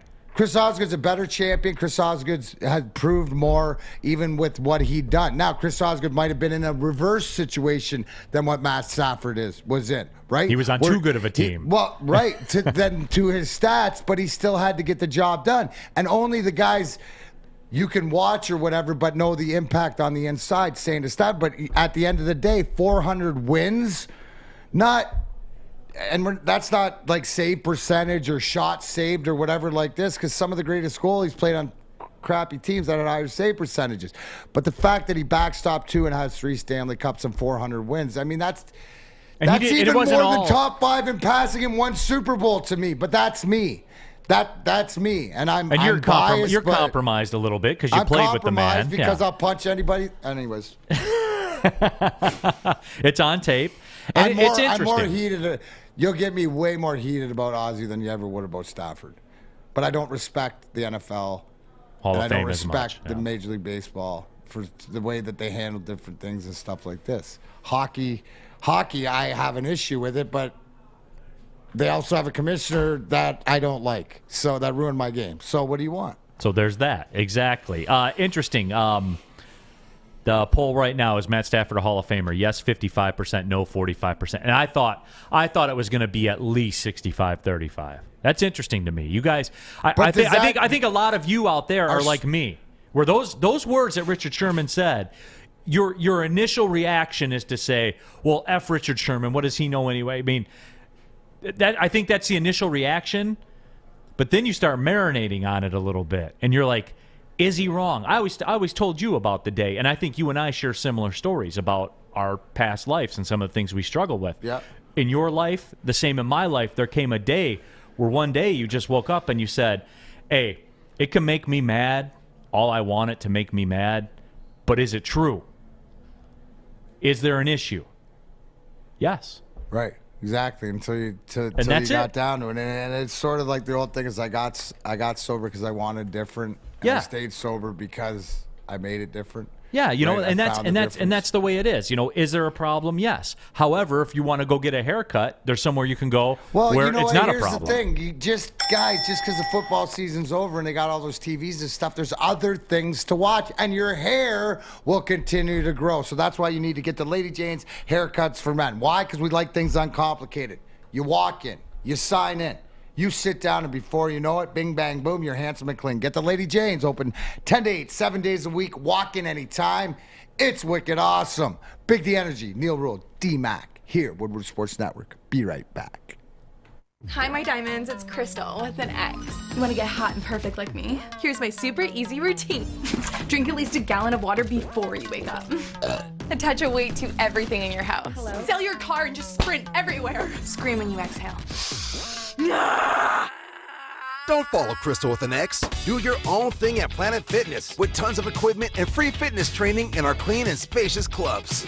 Join now for just $10 a month and cancel anytime. Comerica Park, sunshine, the crack of the bat. More sunshine, warmth. We're almost there, Detroit. Summer 2022 will be the summer of Woodward sports. We just gotta make it through this damn cold first. Coming down the stretch here, Big D Energy, Woodward Sports Network. Neil Rule, D-Mac, Darren McCarty here in the house. Sam Flannel, Sawyer. We're keeping it pushing here towards the finish line. We're talking Matt Stafford. Is he a Hall of Famer? It's on the YouTube chat thread right now. Stafford starting to gain some momentum. 58% of you say yes, 42% of you say no. I was 100% yes, even before the Super Bowl. And Richard Sherman's comments made me double take. It just did. And I'm not saying... I don't know where I am with it right now. I honestly don't. I could make a case for both sides of it. Here's another one, too. And someone earlier talked about if it's just stats, Joe Montana and Terry Bradshaw are nowhere near Hall of Famers. And I would say Joe Namath is the same type of thing, but it's an eye test thing. Here's another eye test thing. And I've brought this up before when we talk about Matt Stafford. And Robert Closia doesn't only knock this one out of the park, he knocks it over the light towers. We're talking Reggie Jackson in the All-Star game at Tiger Stadium. Roy Hobbs? Yeah, I mean, he smashes it over into the next yard. Neil, how many times was Matt Stafford picked in the top 5 quarterbacks in your fantasy league? Never. Never, ever.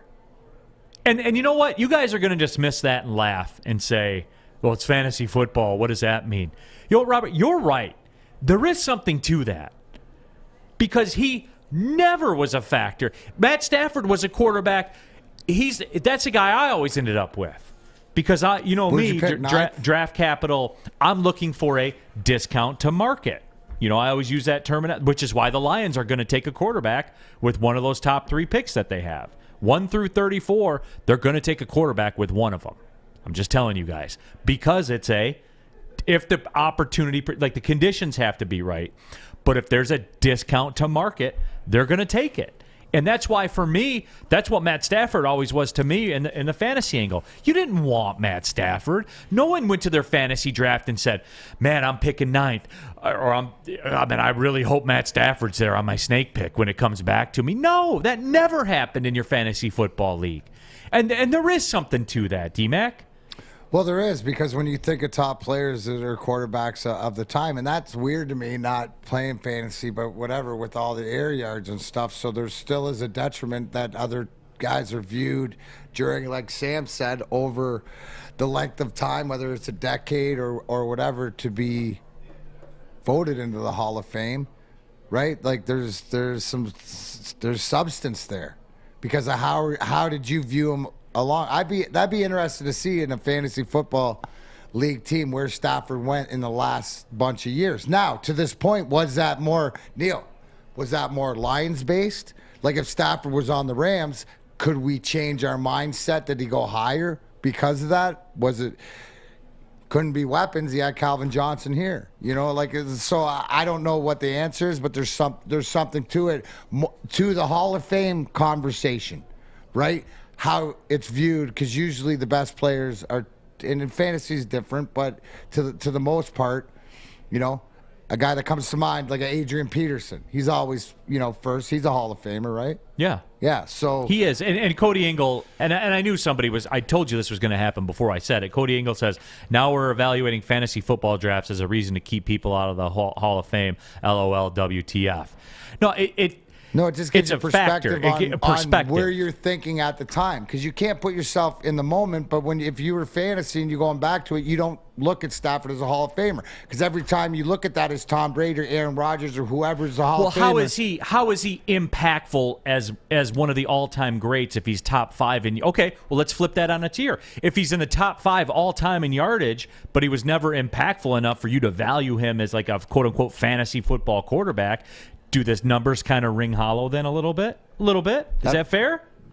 That's what I'm hearing. Yeah. To me, that's how I translate that, but other people translate it differently. So. And Robert also says he's tired of the narrative Stafford was never stuck in Detroit. He was a free agent at numerous times, but elected to get paid in Detroit, including the highest paid quarterback in the league. So that whole narrative is on him, which that's a factor. The same thing as it's not the determining factor, Cody, but I think it does play a part of the narrative with him. I think it does. It all goes into the narrative. We're just trying to decide. The bottom line is that Richard Sherman came out, violence on his brain, spit fire onto whatever else to what a Hall of Famer is, and it got you thinking, because it put it right in your face, and immediately he didn't name a name. Right, but we all think it's maybe it's somebody else with those stats. But again, at the end, and here's the beauty: he ain't retiring. He's got more to do. So again, what do I think? Is he only going to add to his resume, or is he going to detract from his resume for the rest of his career? What's the betting man say? I got to think that, he's LA, no matter what happens with them moving forward down the line for the next 2, 3, 4 years, at the worst, they're going to be a 500 team, right? They should be a playoff team, depending on what they do. But that's what I'm saying. So his stats it's only going to help his cause, in my opinion. So at the end of the day, when he retires, like you said, where's he going to be? 3? Man, even all-time passing, stuff like that. Like, you know what I'm saying? The stats are the argument only helps him. Right, that he won now and it continues to play, because it's going to add to the stats that make it look inflated that we're talking about. So, but it is incredible when you get it right in your face and stuff like that. Like, I didn't know when I looked at that, I went, "Oh, I thought he was a Pro Bowler." Like, I thought he won at least one. And then the argument at the end about Matt Ryan won MVP. Well, yeah, but he didn't win a Super Bowl. But that's how I graded championships. Yeah, I'm biased. but I mean, if you're talking Hall of Fame, though, the MVP thing, because it's about dominance too, right? Like, no, you're right. Absolutely. It is. That's why this topic, and people say, just the Matt Stafford hard stop topic. To me, it's the most incredible sports discussion maybe of all time. Because, and here's why, D-Mac. Here's why. That'll never be solved. It'll never be solved. It's like arguing both with things Maz. can be true. It's like arguing with Maz. It's like this is a constant. This is like Maz and Tom Brady, right? That'll always be whatever. No, because Maz is so far. You can't argue. That's what I mean. You but can't tell me Tom Brady's not a good player. Trying to convince him, right? Yeah. You're gonna have both sides of the aisle. But see, the thing with this is like you have both sides of the aisle, but their points are valid. Yes, both. As opposed true. to Maz, who just says Tom Brady's a cheater. He's not a good player. That's not a good point. Right. That's no, what's different. I'm just saying that some people you'll never turn over, but more so. So you're saying this is the greatest question because it could be the greatest 50-50? Yeah. Could this be the greatest both things can be true? I feel that way. Like it's one of. Well, here's what triggers my alarm. The fact of when you brought this to me, that you were like, hey, like you were like literally new information. Like it slapped you in the face real hard where it's like, dude, I haven't really considered that till I was angry. So there's something to it, right? It's deeper, Neil. It's not window dressing or whatever. There's a deeper thing into this. So I just think that the argument, the truer side, or like you said, if it's 50-50 right now, whether he is, whether he isn't, both things can be true.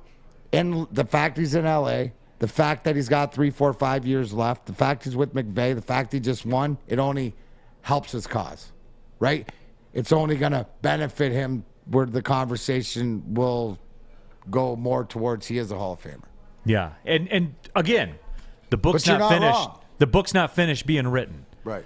And I just read, just on The Athletic on my phone a couple minutes ago, Sean McVay is non-committal about returning next year to coach the Rams. There's the Aaron Donald retirement talk as well. So, I mean, where's McVay going?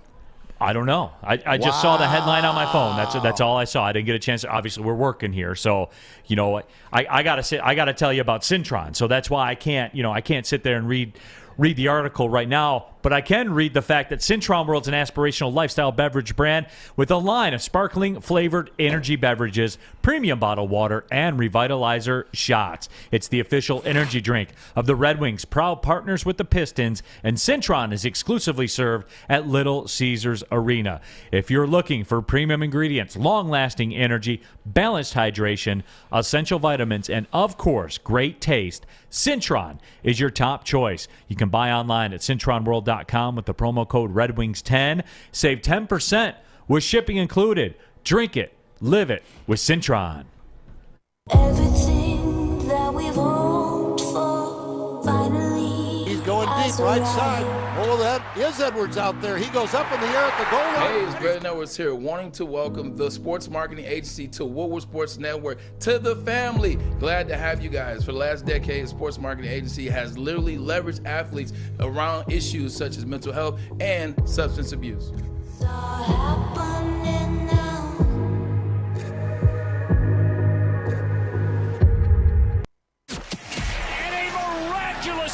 Follow us everywhere. Just search Woodward Sports on YouTube, Facebook, Twitter, Twitch, IG, and more. Final segment of the show here. Big D Energy, Woodward Sports Network. Neil Rule, D-Mac, Darren McCarty, Sam Flannel, and Sawyer. 93.5 The Roar. If you're listening on there, what up, Del? Happy to have you along for the ride. 99.1, 94.7 HD2. Don't forget about the podcast page, too, on the iTunes store. Once you get done downloading Coinbase, roll on over to Big D Energy and the podcast page and give us a subscribe. Click on there as well. Latest episodes go right to your phone. You can rewind, fast forward, whatever you want to do. News out of the basketball world. LeBron James broke yet another record, past Kareem Abdul-Jabbar for the title of all-time scoring leader. You talk about polarizing figures. I know people feel some type of way about LeBron all the time.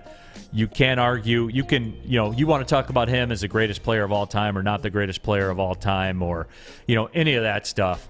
LeBron James, and Nick Wright sent out a tweet, said LeBron James, who folks consistently say isn't a scorer and scoring isn't what he does best, now has scored more points than anyone who's ever played in the NBA, and he did it in fewer games, fewer minutes, and on fewer shots than Kareem. Also a tremendous passer, a great rebounder, an incredible physical specimen. I'm not doing the LeBron or MJ 248. I'm not doing that debate right now. The bottom line is he is one of the greatest players to ever play. Maybe not the greatest. It's guaranteed, and this is a stat that just shows you the fact that brought to your attention that, hey, you might have missed this or whatever else, but this is what he's done it. And the fact that he's done it fewer games, fewer minutes, fewer shots, too, that's just facts. So congratulations to LeBron James. It was just a matter of time. It's all about durability with him. Yeah, no. Because he is durable, other than last year or the lockout year or whatever like this. But that was one of the things, is that this guy is just a beast. Well, I mean, he's in his mid-30s now with mileage. I mean, look at the Olympics, the NBA titles, all the finals appearances. I mean, that guy's played 2 extra seasons. Right. Maybe more. And the games, and it's not really like he plays easy minutes either. No, he does not. He does. And again, I know he's kind of polarizing, and people feel their way that they feel about LeBron, but you can't deny one of the great. Is that fair? I think we can all agree on that, right? I hope we can all agree. No, you got to, give him his flowers. Yeah. I hope give him we his can all agree flowers. Those on are that. well-earned flowers. Yeah, absolutely. I got, Neil, before we tie this up, though, can I bring this back to the Rams? Yeah. And what you said about... Well, LeBron came home and delivered for Cleveland. Oh, wait. Remember somebody might have said, when's Stafford's deal up? Stafford's a free agent in the 2023 class of free agency. What are you hearing What about now? D-Man? Oh, wait, did you see that? That was perfect. So right there. What is that? What is D-Mac's clock? When is that fulfilled? But here's the thing, right? When does this end? 2023. Right? Oh my God! Going into the 2023 season. Everybody climb up the D-Max mountain. Let's do a 30,000 square foot view. In the Athletic right now, which we will have more information of, but McVay's deal's not done. With everything they've done, Aaron Donald might be retiring. All this with no questions, and we know that it was all or nothing for the Rams this year. Now the fact it looks like they're going to implode. Could today, February 15th, I don't know when I made this statement, but guys, Matt Stafford coming home 2023. Man, we're supposed to save this one for July, D-Mac. OMG, what do you think? No, we can leave it. I'm going to leave. This is what I do right at the end of the show. But what I'm saying, I brought this up a while ago. You did. Right? Just something adds. Because, dude, when I'm cruising at my altitude, I see a lot.